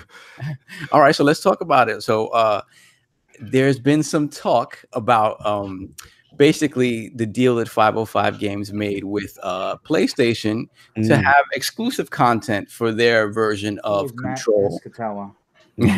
The game from Remedy Entertainment, the guys that made Alan Wake, the guys that made Max Payne, and the guys that made Quantum Break. So there's been a lot of outcry in regards to what the PlayStation fan base is receiving as opposed to the PC fan base and of course the Xbox fan base. So you guys, tell me what you feel about this. Is it warranted? Is it not warranted? Are we whining? Are we crying? What's the deal? Let's break down what exactly is part of the exclusivity. I think BRAP, you had a tweet. Yeah, BRAP had a big rant on it because I know BRAP was on this. Oh, he was on it. Yeah, definitely. BRAP, you there? No, he's not there. Oh no! Yeah, yo, he told you he'll be right back, but nobody's reading. Nobody's saying. Oh, he said it again because he did it earlier, and then he said, "Okay, back." Yo, when y'all was setting it up, I was like, "This thing gonna go to well." Does anybody know what the exclusivity aspects is? So it is. Yes, I actually have the hot information if everybody wants it. Basically, it's I think 7 pieces of DLC is cosmetic. Okay. But the two major hiccups here are actual missions, actual gameplay missions that the Xbox will never get. To me, look, I got to be honest with you. You know, I know King and I, we talk about Phil Spencer a lot because we're big fans of his, right? You know, Phil Dominus Spencer, as he's known on this podcast. Okay. Not the real Phil. And you know, he a lot of people gave him shit for not saying that, you know, he doesn't want to keep content away from players, right? Oh, sorry about that. Sorry. Yes, that's a Lord's Day. That is correct. So you know, a lot of people gave him, you know, stuff about not, you know, about saying publicly, we don't want to hold content from gamers, right? Everyone was like, well, you know, you should go for the juggler. You should be like Sony and lock down these 1-year deals, and you know, people come to your system. And you see a deal like this. Listen, I'm buying Control. I'm a fan of Remedy. I'm, of course, getting it on the Xbox One X, which is going to run in 4K. I might buy it on the Epic Store, never play it. But the issue with this deal isn't just cosmetics, right? It's not. It's two actual. I don't know how lengthy they are. I can't say they're half an hour. I can't say they're 15 minutes. It could be 10 minutes for all we know. Right. But the fact that there's content for a game that's on multiple platforms that is being locked behind a deal, you want to, you know, if you want to keep themes and you want to keep avatar items and a special gun on your console, you know, with a weapon skin or something, I don't have a problem with that. My problem is that there are actually 2 missions that I'm not going to be able to play because I'm not buying it on the PlayStation. I'm sorry. I feel. Let me jump in. This is the one I want to talk about. All right, here's the thing. I'm with you to the letter of the law, right? And all I'm gonna say is, where was this energy from gamers when the whole Destiny situation was going on, and Xbox players were crying? They didn't have Jade Rabbit, they didn't have missions, they didn't have Crucible maps, they didn't have. And it was severe. It was a lot of stuff. Oh no, I complained. I did. We were on the front line. Like, this is the most. And not only was Cognito, we never got stuff they promised. Yes, well, Destiny 2 came out. Right? No one felt it was anti-consumer then. Everybody was like, "Oh, you pay for the exclusivity. That's what you get. And you just play on that PlayStation. Just play on the platform you want, right?" So I don't have the sympathy anymore right now. That's why I'm like, it's funny that Epic Store is in the mix too. I love it because at the end of the day, listen, is it a shiesty practice? Absolutely. You know what I'm saying? But gamers got to keep that same energy. And let's be real. My whole thing with Remedy is this: we got to be true. The game before they launched was Quantum Break, and Control, we have to admit, is kind of similar in that realm, right? Yeah, it's similar. I saw it behind the scenes at E3 last year, saw some more of it at PAX Meet King and Solve, saw more of it, looks great, but it's more in that ilk. But we have to be real too. Remedy took a big financial loss when it came out as an Xbox exclusive with Quantum Break. We got to call it for what it was. It was not the big success they was. So to me, this is them trying to hedge their bet with these exclusivity deals and now going across. And then that's the thing. If you once you do go cross platform and they don't behave like a second party for Xbox, right? If you break up with somebody, right? Oh boy. Are you going right back to them for the chill out? No, you're going to play the field. You're going to play the field. So it's obvious that they were going to go to Sony. They were going to go to Sony, and Sony was going to open up the checkbook and say, "What can we give you to get?" I thought they was sold a bill of goods on Quantum Break. All right, I thought they were sold the bill of goods because Microsoft purchased these studios, and that was when they were TV. Yeah. And you know, they had some hellified actors. I'm not gonna lie, they really did it all the way up. Because remember when the game, they had no names in the league, and then it changed, bro. You had this dude face from the show, Littlefinger from Game of Thrones. I'm like, bro, and they had Chuck Bodak. I'm like, this is on. See, that's a reference that Cognito. Chuck Bodak was in the building, so I'm down with all of this, right? And I'm saying, yo, this is so legit. If it actually worked how they wanted it to work, then Remedy would have blew like boom. But it didn't, and they fell to the floor. Exactly. Scrambling right now. So you gotta respect the scramble. I respect. I know what they're doing. Like they're looking at. They're trying to hedge their bet. They're trying to get the most out of this release as much as possible with exclusivity. And as far as the Epic Store, you know, Epic probably threw some cash that way or whatever. Yeah. The only thing I gotta admit, though, I do feel is a little shiesty is that chart. I don't know if y'all saw that chart. Oh, the chart, because the chart is so small on the Xbox side. It's tiny. It's a tiny little chart, and then the PlayStation list is crazy long. Hey, I chime in real quick? I just want to say get it, Brad. Because like it's not anti-consumer. I've seen people say this is anti-consumer. It's not anti-consumer. You are getting the same the two to get the 2 or the additional gameplay mission on the PS4. It's going to cost you more money. It's $80, right, for the digital version to get that. The $60 version is the same. You are going to have the same gameplay experience on the Xbox as you will on the PlayStation 4, minus a couple little outfits, maybe a gun or 2, you know, big deal, whatever. Right. You know, it's not like this outrage. I just don't understand it. Like, yeah, it's kind of ridiculous. It really is. A little suspect. Right. You know what it is, right? What's that? It's everybody's force sensitive now. Yeah. Right? So everybody gets a trophy. Giving everybody a trophy, and you start handing out extra rations on the other side of the street. Oh boy. They feel that that's not supposed to happen, BRAP, because they want to feel special too. You see where this little mindset has permeated every little aspect of our stuff, and this is not healthy. I told you. I'll tell you how powerful this little exclusivity thing is. When we were at PAX, and shout out to Hip Hop Gamer, and he pulled us into his interview. He pulled us into his interview with the Control. Right. I love how you guys mad love. He was doing I was love. But when he got into the conversation about, hey, you know, I'm running the 2080 Ti. What's up with that ray tracing? I heard that ray tracing is fantastic. And the dev looked at him and he's like, you know, we're at the PlayStation booth, right? I'm not talking any ray tracing to you right now. At all. So it goes to show the power of what these backroom deals can do. And it's good business, honestly. It's like, imagine that. Like an exclusivity deal where they won't even talk about what something is on another. They won't talk about the platform that is at an event that people pay money to go on. Right. Yeah. But that's why they make these deals though. It's business, and you know, at the end of the day though, like I said, like you're not going to get a different experience if you play it on the Xbox versus the PlayStation 4. You're not. If you pay the $60 retail version, if you want to get the extra gameplay or the extra mission, you're going to pay for it. It's going to be $80. I think the question though comes down to how long. Don't buy it. Oh my God! How long? Addict's right. Don't buy it. Yeah, don't buy it if you're not against it. But the question is going to be how long? What's the length of exclusivity in that content? Because nobody care about Control. A lot of people do. A lot of people. That game's going to be dead 2 months after that game comes out. You know. Oh, you gotta pay bill. Oh wow! Shout out to Kid. Wow. Yeah, with the $10 super chat. Many people said Quantum Break was whack, by the way. But ready to jump for joy for Control, which is a spiritual successor to Quantum Break. Right. Same engine, same gameplay, same graphics. You're just playing as a girl. I gotta agree with Kid. Like I saw a lot of Control, and again, I felt like it almost felt like this was the sequel.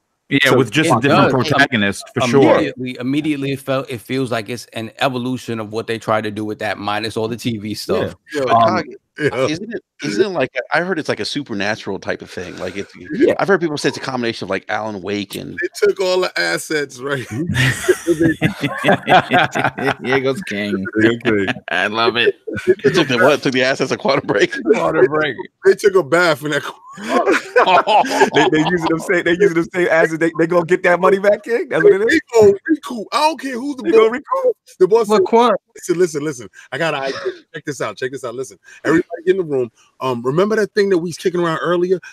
That Control. Yeah. All right. Okay. Listen. Work on that gun. What we're engine? We're gonna use the same exact damn engine. Work on that reload. That active reload. It's okay. Okay. Can we use the assets? Yeah, we have to use the same engine. Go ahead and use the same engine. If you see the same face actors, like if you get a cut screen by mistake. No, to be honest, the protagonist in Control, I thought, I don't want to spoil anything for anybody who didn't play Quantum Break, but the girl that gets lost in time, I could have sworn the protagonist in Control was her. It was wow. I'm not BSing. You know, I wasn't a huge fan of Quantum Break. I played like 2 hours of it and I dropped that game. But it didn't sell well because it was 900p. I mean, at some point it was 720p. I think that bump happened. I like the bump, dude. Get at it. That PC, but Control looks better. But like when I'm comparing stuff like Quantum Break to Control, like it just I can't describe to you guys how much I don't like Quantum Break. No, Okay, so I don't really even remotely care anything about Control because I just don't get. You know, I played it. It didn't seem like the game had good pacing. Had like nothing like that. Like it just felt like I was playing like a B-rated game. Like it really did. Like no, it felt like a B movie, right? And that's the best part about you have the people that say that Remedy hasn't been the same since Max Payne. There's plenty of people who don't like Alan I don't Wake. agree with that because Max Payne. A lot of people don't like Alan Wake. I honestly think I loved Sunset Overdrive is better than Quantum Break, and I don't like Sunset Overdrive that much either. I definitely agree with that. I would agree with that. But Alan Wake was their best. Like, what about the Addict? What about the people who say is from the standpoint that if they're paying $60, that they're not getting the same exact content, then don't buy it. But they are getting the same gameplay experience, Cognito. That's the point. Like, but to the letter of the but law, you're still paying the same amount for less games. Okay, so at the end of the day, like people are upset over T-shirts. Well, at the end of the day, what it is. I mean, think about it. How do T-shirts impact gameplay? Didn't Boom say there was a mission though, or something? It's two missions actually. It's two. No, but you got to pay. Or is it one? I'm looking at the chart. It's one mission. No, it's one mission. It's the digital version. You pay $80 for. Right. Okay. So it's not a like an apples to apples thing. It's if you get the $60 version, you're going to get cosmetics. I don't. So that doesn't impact gameplay or the actual gameplay experience. So the mission itself, that doesn't bother right, you. but the thing about it as well, though, is that in addition to the digital exclusive stuff, you also have retail exclusives, and that's a whole nother level to this, right? You have specific exclusivity for certain things at different retail stores, whether it be GameStop, whether it be Best Buy, whatever. They have that as well for buying the physical copy. So I'm done with. But that's not. But that doesn't impact like if I buy the game on PlayStation 4. And Cognito buys it on Xbox One, and we play the main story, we're going to have the same experience regardless. Yeah, we are, because the stuff is cosmetic. I mean, for the most that's what part, I'm saying. It's cosmetic. But people are arguing over the cosmetics being like. I don't think I'm with them on this. I'm done with these deals. Like I wouldn't buy Control anyway. So let's just be that real. I'm not boycotting something I wasn't going to buy. But if I was going to buy Control, I probably wouldn't buy it over this because after playing Destiny, I no longer support these kind of deals. Because Destiny was a little more egregious, though, man. But Destiny is definitely more egregious because it doesn't matter. Yeah, I think Destiny is definitely more egregious, because the point of Destiny is getting more guns. Getting more loot. Is getting more loot. It's a loot-based game. Like this is a one-shot and done. However long this game is, 15 hours or whatever, it's done. We keep supporting these deals no matter what degree they are. They're going to keep doing them.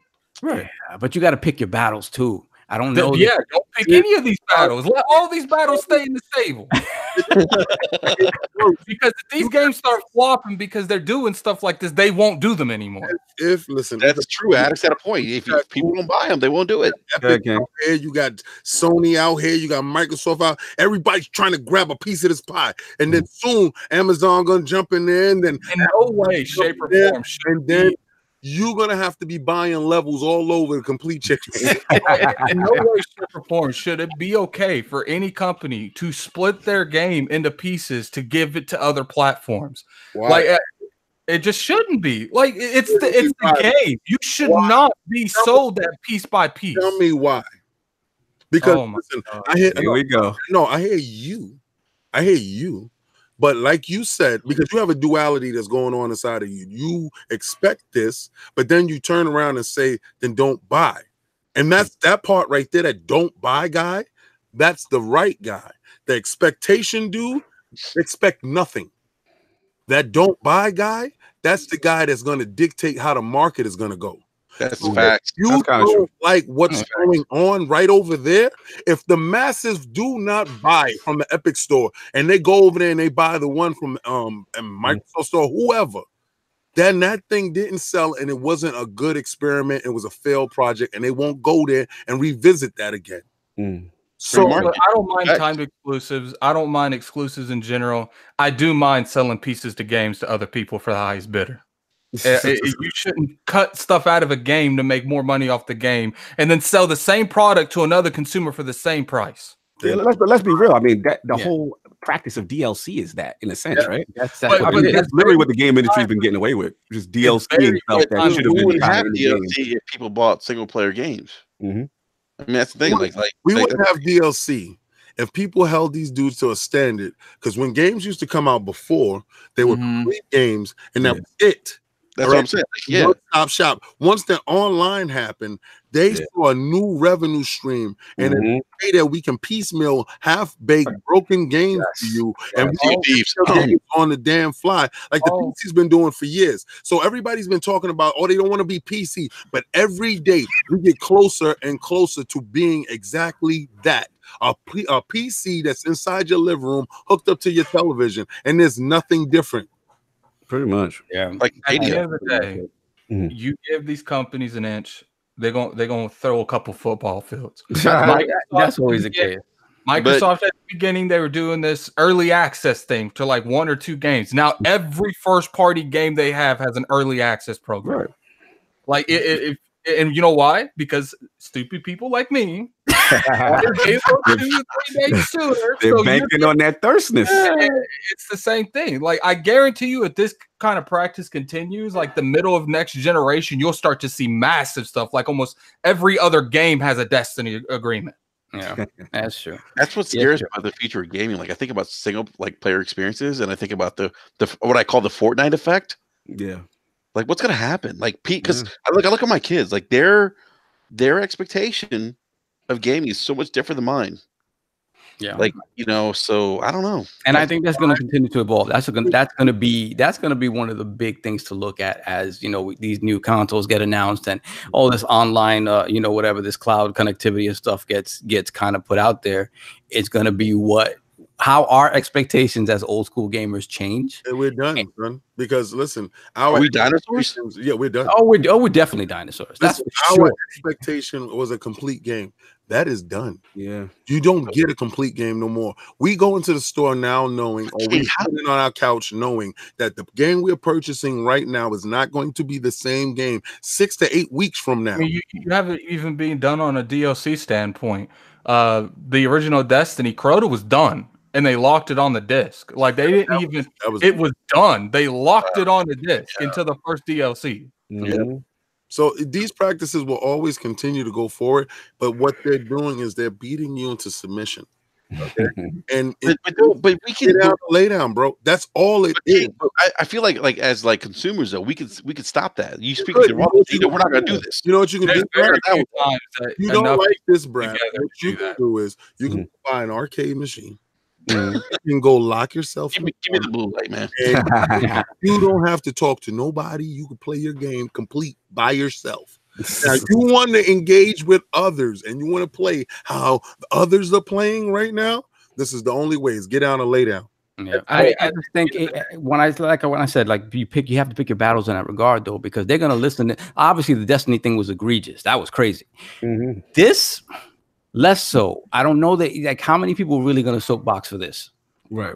For a mission and I'm seeing Twitter. People are vocal. People are very upset about that. Like the stuff they're giving is worthless. But at the end of the day, it's like these kind of marketing deals should not be upheld at all because they're. I mean, if you need something to the point of a chart to show when stuff comes up, that right there is crazy. Like, remember how much hate Anthem got for that? Yeah. Like, it's like no one's remembering that. Hey, Anthem, literally, people took that chart and made fun of it for 5 to 10 minutes. The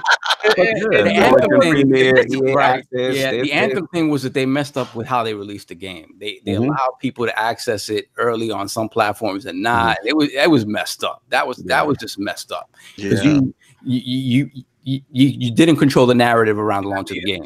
You let that happen outside of your control. That was crazy. Is that the future of Gaming Addict? The Excel spreadsheets, like what we get. Yeah, I know that's pretty much Anthem, like I gotta get ready to boogie. So it's still sold well, but all of that, all that crying, all that attack, might got hit Metacritic wise a little bit, but the game still sold well. Yeah. Like it takes a lot. Like it takes Star Wars Battlefront. That's one of the only things I've ever seen the community join forces like that besides 2013 Xbox. No doubt, no doubt. That's the All right. only times I've ever So seen let that. so And PlayStation 3. Addict, how long do we have you for? You want to touch your Final Fantasy topic quickly, or we want to do Halo TV first? I gotta go. You're out. Okay, so we'll touch up on it a little bit, but we'll go with with King's topic first, Halo TV. This is interesting to me. He said D, and they was, Anyway, who's that? who's D in here? So Cog, do we have you for this topic? I'll stay for King to say it, and then after that, I'll comment, and I'll have to head.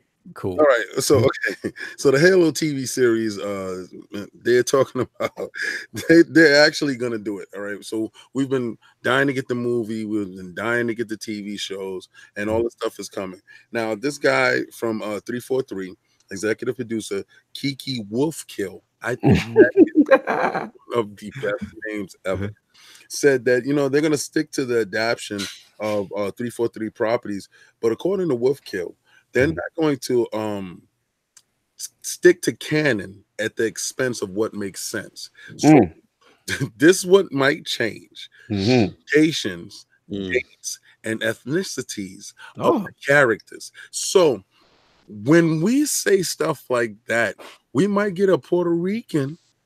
Hello.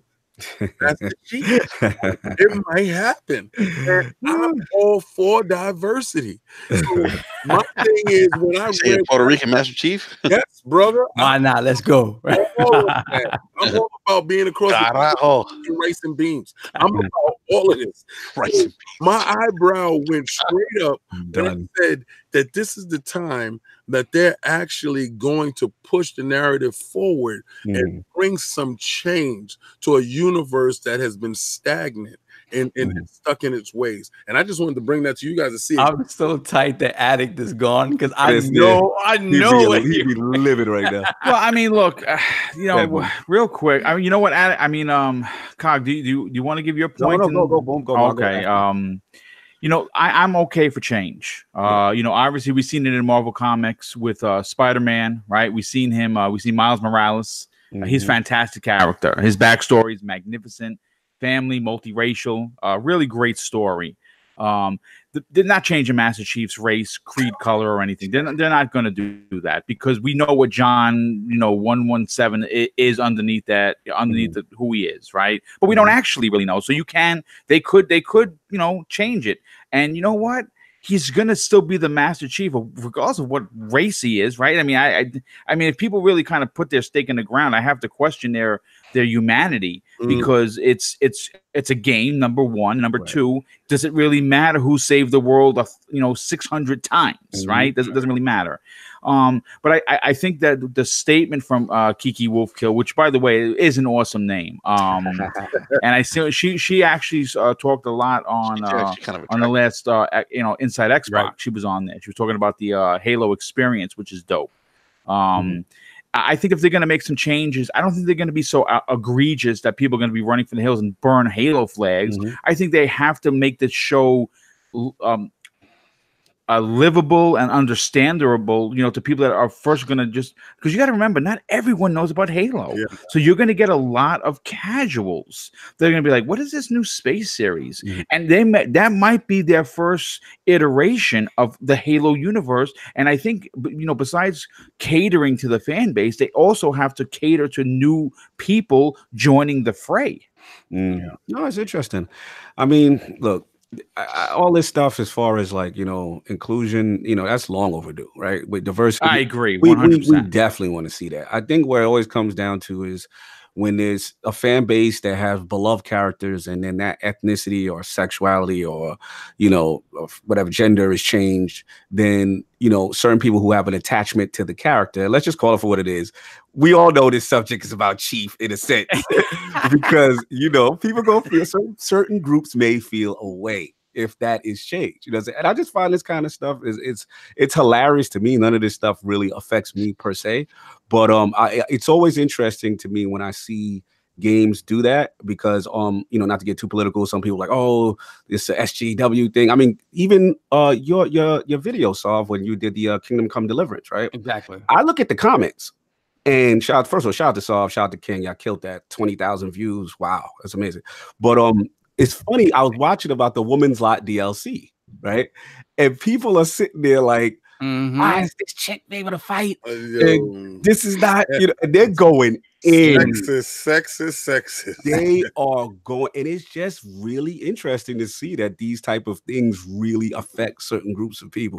Me, I don't care either way. Shout out to Shroom King. He said Dominican Master Chief with chocolate. Yeah, chocolatas. That's what's up. I want to hear Master Chief say carajo. I have to say, like, you guys got to remember, like, back when they were talking about a Halo movie, right? And Neil Blomkamp was gonna direct. Yeah. There was a lot of talk about Denzel playing Master Chief. There was a lot of talk about Denzel. He said, "You disrespectful Spartans! Y'all gonna do this to me? Y'all gonna do this to me? Y'all gonna kill me? Y'all play here. So I what live here." If one of the greatest actors of our time gets this role of Master Chief, is there an uproar? It's just, yes, there is. I don't want Master Chief Denzel edition. I don't want it. No, as a black man, I want Denzel. I want somebody else. Give me Ubers Albla. Don't give me Denzel, please. No, he don't. I don't want him to be 007. Listen, that's like giving Samuel Jackson. Sorry, bro. Like, y'all, just please keep yourself over there. I don't need that. I don't need that attached to my Master Chief. Please. I'm done with you. I just think it's funny. I mean, you got to remember too. Like, remember the big outcry over the Witcher series on Netflix? Oh my god! Remember the outcry of Battlefield when they had the chick on the cover? Exactly. Sexism. No, that part right there. That whole sexism stuff. We got a community of sexism. Yeah, they don't want women on top of nothing. True. I don't like that, and I thought it was actually hot. And then when they have to be corrected and they have to be told that women was on the battlefield and women were carrying out this stuff. Listen, maybe y'all needed to go watch King of Statues and get some respect for women and understand that Linda Carter is at the forefront. Wonder Woman whips butt. Understand that it's true that these women are strong. So cut that out, guys. Y'all are out of control. Good looking for having me, y'all. I got to go. The boy got to take his pay, man. All right, we look forward to seeing you next week, correct? Yeah, brother. Yo, listen, anything happens, but Lord Cognito is always in the bushes, peeking through. And just when you go have to go down, he jumps in and he yo, I want to shout y'all out. I call you Lord Shinobi from now on, man. He is Lord Shinobi. You are Lord Shinobi. You are Lord Shinobi, man. I like that. I might have to run with that. I'm feeling that. You're gonna see a Twitter change immediately. Yo, first of all, your PSN name though. You gave shout out to Boom. Shout out to BRAP for holding it down for us. Big time. Soft continue doing the thing, man. I know the realm is in good hands. Checking everybody. You know what I'm saying? I love it. So I get to see from the bushes what's going on. I got a blue light today, man. Oh, you got the fraud light? You got the fraud light today. Yeah. Yo, Cognito, no, not to put me in charge of the jury. Yo, I love y'all, man. I'm about to get out, man. Look out, man. Feel better, man. See you later, dude. Good, bro. All right. So with that, man, let's head into our final topic really quickly. This is Addict's topic. Let's leave that alone. Real, you don't want to touch it? I have absolutely zero passion for this topic at all in any form or fashion. I just wanted to troll him to death. And if he's not here for the trolling, I'm not going to waste the trolling. What do you guys feel? You guys are good on this topic? Next week, man. It could be I'm okay. I'm okay. We pass on it. You know, it's beautiful. Then that's that. So we'll call it a show. Once again, thank you, Lord BRAP. Thank you, Lord BoomstickXL, for returning to the realm and joining us. You guys are family. You guys are absolutely amazing. So please let us know what you guys are doing, where you guys are going to be. Boom, I know where you're going to be, man. In a couple of weeks, we're going to be hanging out, we're chilling. It's fantastic. So let us know what you guys are up to, man. Enrique, you go first, my brother. No, you go ahead, man. You go ahead, Boom. All right. Well, obviously, you know, I have 3 live shows coming up this week. A few people said it on the podcast already. I am one of the busiest guys going. You know what? I bully myself to be better. I really do. I know that sounds silly, but I really do, because, you know, when people listen to the shows, you have to understand people are taking the time out of their day to listen to you. right? And that's because they become fans. I honestly pinch myself that I get anybody to listen to my shows, to be quite honest with you. I really do. So I go out of my way to make sure that each and every episode of whatever show I'm doing is better than the next one. And that's where the bullying comes from. I don't stand on laurels. I want to keep pushing myself and make myself better. If you're interested in lots of live content, I really, just throw it out there. Suggest if you've never heard of me, check out Double Barrel Gaming on YouTube. I'm closing in on 2,400 subs. I'm closing in on 3,000 followers on Twitter, which is a big deal. Listen, you're always going to get honesty. You're going to get positivity and honesty. And and a lot of thank you, and lots of passion. I support all 3 consoles. I have all the best editions of them all because I love gaming. I'm a gamer at the end of the day. I'm not an Xbox gamer or a PlayStation gamer or a Nintendo gamer. I'm a gamer. So if you want to listen to opinions from a gamer, check out my channel. And you know what? Hit me up in the DM. The DM's open to everyone on Twitter. Was just answering somebody on Twitter right now that was saying that he just found the channel. So thank you for that. You know what? Like I said, check out Wednesday Gaming News at noon with Salty and Boom. The Xbox Factor podcast. We're gonna have a special guest from Void Bastards. That's gonna be on the air on our show. It's gonna be a big deal. And Breakfast with Boom. That's another big show. Come hang out. I guarantee you're gonna enjoy something. Maybe all 3. And once again, this hanging out with you guys is always an honor because you guys are family. Everyone on this panel, you guys are family, and to be going to E3 with you literally is like a dream come true. And I cannot wait to get there. Yeah, we can't agree more, man. Like, honestly, you are one of the nicest people I have ever had the pleasure to converse with. A true gentleman, and I can say the same for BRAP as well. You guys are absolutely embody what this community should aspire to at all times. Thanks, dude. That's nice of you to say. Anybody out there in the chat that hasn't followed these guys, doesn't know about their content, go to their channels. All of that stuff is going to be in the show notes at the end. Go see what these guys are about. They're amazing content creators. They really are. So thank you so much, Lord Boom, Lord BRAP, man. Let us know what's going on, man. I just want to say thank you guys for having me on again. It really is a pleasure and an honor to be on with you guys. You guys are like family, seriously. Boom, you're like family too, man. I mean, the one thing I bring this up when I do a podcast with Boom and I don't always agree with things, especially when it comes to gaming media, but it's okay. But I like to bring that up because I always feel like there's this level of identity politics that's kind of creeped into gaming, and I feel like good point. The one common bond that we have is that we're all gamers, whether or not we agree or disagree. The fact of the matter is we all have this passion for gaming, and that should never be forgotten. And so on that note, I just want to say, gentlemen, thank you again for having me on. It's been a pleasure. You guys are like family. Anyone who's listening, if you haven't checked out Basement Radio Arcade Podcast, you can find us on YouTube. If you do a quick search on YouTube, the Basement Radio Arcade Podcast. You can follow me on Twitter at BRAP, BRAP _podcast. And please, if you haven't subbed to the Iron Lords or Double Barrel Gaming, do so. Great content. Gentlemen, thank you again. Thank you, man. Thank you guys for coming through, man. I really appreciate you guys. Hey, man, BRAP, we gotta figure this out, man. You gotta come to PAX with us, or you gotta come to E3 one time. Throw it out. BRAP out here frauding. BRAP out here frauding. So my bad. The light's coming out again. Stop with all that conversation like that. BRAP out here frauding. It's hard. You know what, man? Honestly, I want to, and it's gonna happen one day. It's hard, man. When I've kids and sports. I know. We understand the whole spiel. Listen, hey, BRAP, I told you I can actually map it out for you. It's very easy. Listen, Boom. We're all the way live. Listen, it doesn't cost as much as you think. It's not as much as it is. I understand logistically, other things happen when you have a family. Yes, that's a different thing. Like when you got to coordinate children because it's a partnership. So I get that part. But as far as financially, I can map it all out. I'm the marketing genius. What the hell? Yes, he is. Hey, King, I hope at this year's E3 you can join us on BRAP because you did last year. I'll be there this year. I'm gonna be on Dealer. I'm gonna be on everybody who actually wants me on their show. So if the you compound. That's right. We're gonna be in the compound.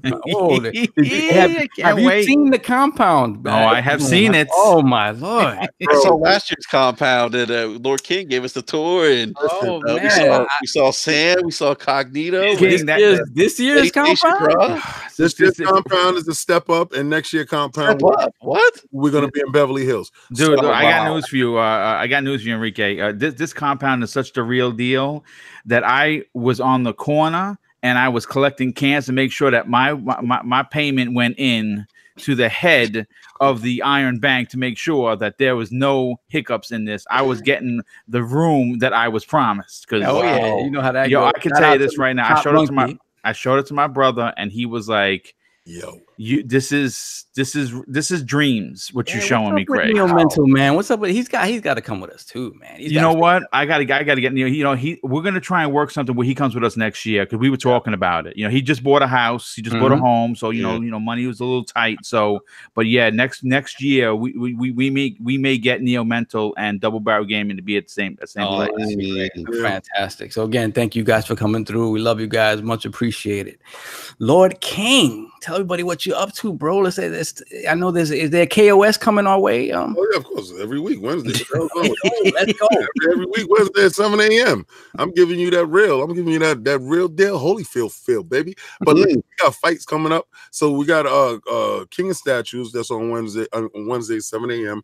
And then we also have and that drops. Listen, like, follow, and subscribe on all platforms. Yep. On the Facebook community, on the Twitter, on the Instagram, because you're gonna get different content at different places and on YouTube. And go to lordsofgaming.net. It's one ecosystem that we're trying to keep you in, so you can get everything. All right. So like it's just like gaming. If you game over here, we got something for you over there. It's not just Xbox. This is PlayStation, Switch. You got Switch guy right here. The guy that's in charge of the ship right now is a Switch dude. Be careful. The other guy that's away on sick leave, he's a Switch dude. He talk that Xbox stuff, but he's always playing on PlayStation. Watch out, dudes. I'm the only one that's true. You calling us frauds? That's what you calling us? I'm a real green dude. I keep it 100% Phil dominance over here. You see this? Green? You see this green? That's right. This is it right here. It's on. Like, listen, check it out.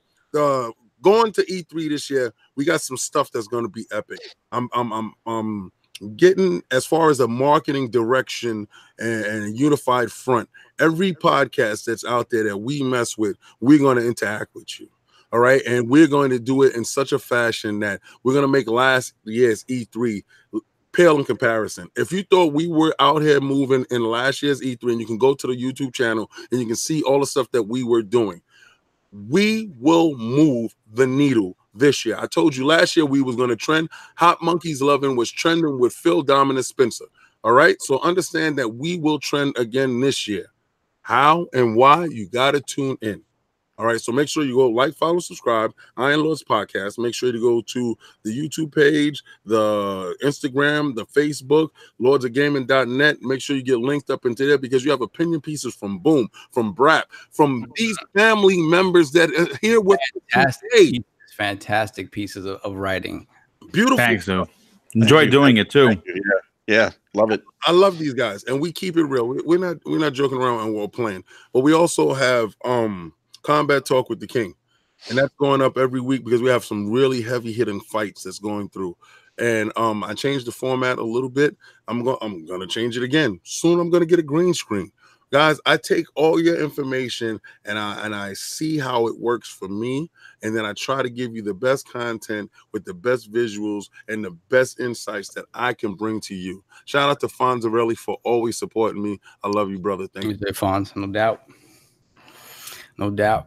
So yeah, I mean, King is always machinating, man. We know that every year E3 is going to be a special thing because his mind's always running. What can we do different? What can we do better? So I already know that there's some craziness in tow for us, and I can't wait for it.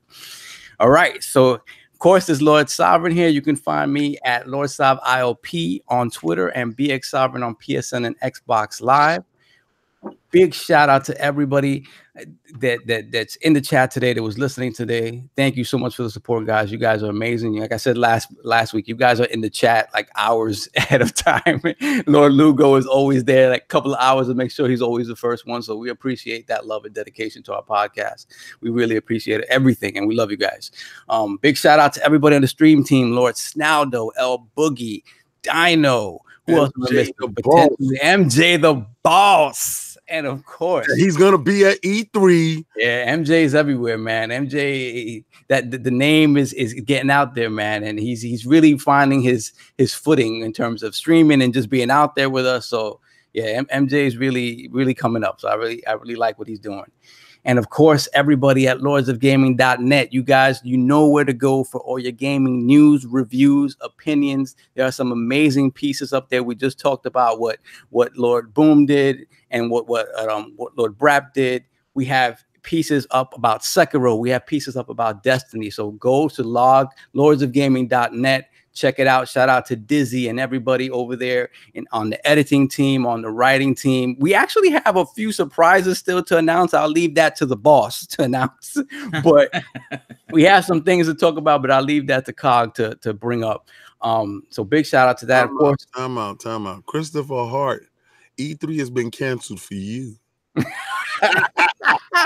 I appreciate Christopher Hart. I mean, to the very last second, he's holding the flag, man. They're battling. Christopher Hart is amazing, man. Yeah, it's so amazing that he doesn't care. It could be 2 seconds before the end of the show. He's gonna make sure that the Sony colors fly. So I appreciate that. Yeah, and look out for the audio. Lord Kai Batu should be handling that later on today. Shout out to Lord Kai, always taking care of everybody. So if you want it, listen to our podcast on iTunes, SoundCloud, Google Play Store, and Spotify. All that stuff is going to be going up later. All right. So thank you again, guys. Enjoy the rest of your Sunday. Enjoy Game of Thrones Sunday. Anybody who's throwing Game of Thrones watching parties, enjoy. So everybody. First episode always sucks. For the throne. No, it can't suck. You have 6 episodes. It cannot suck. It sucks so hard, Paul.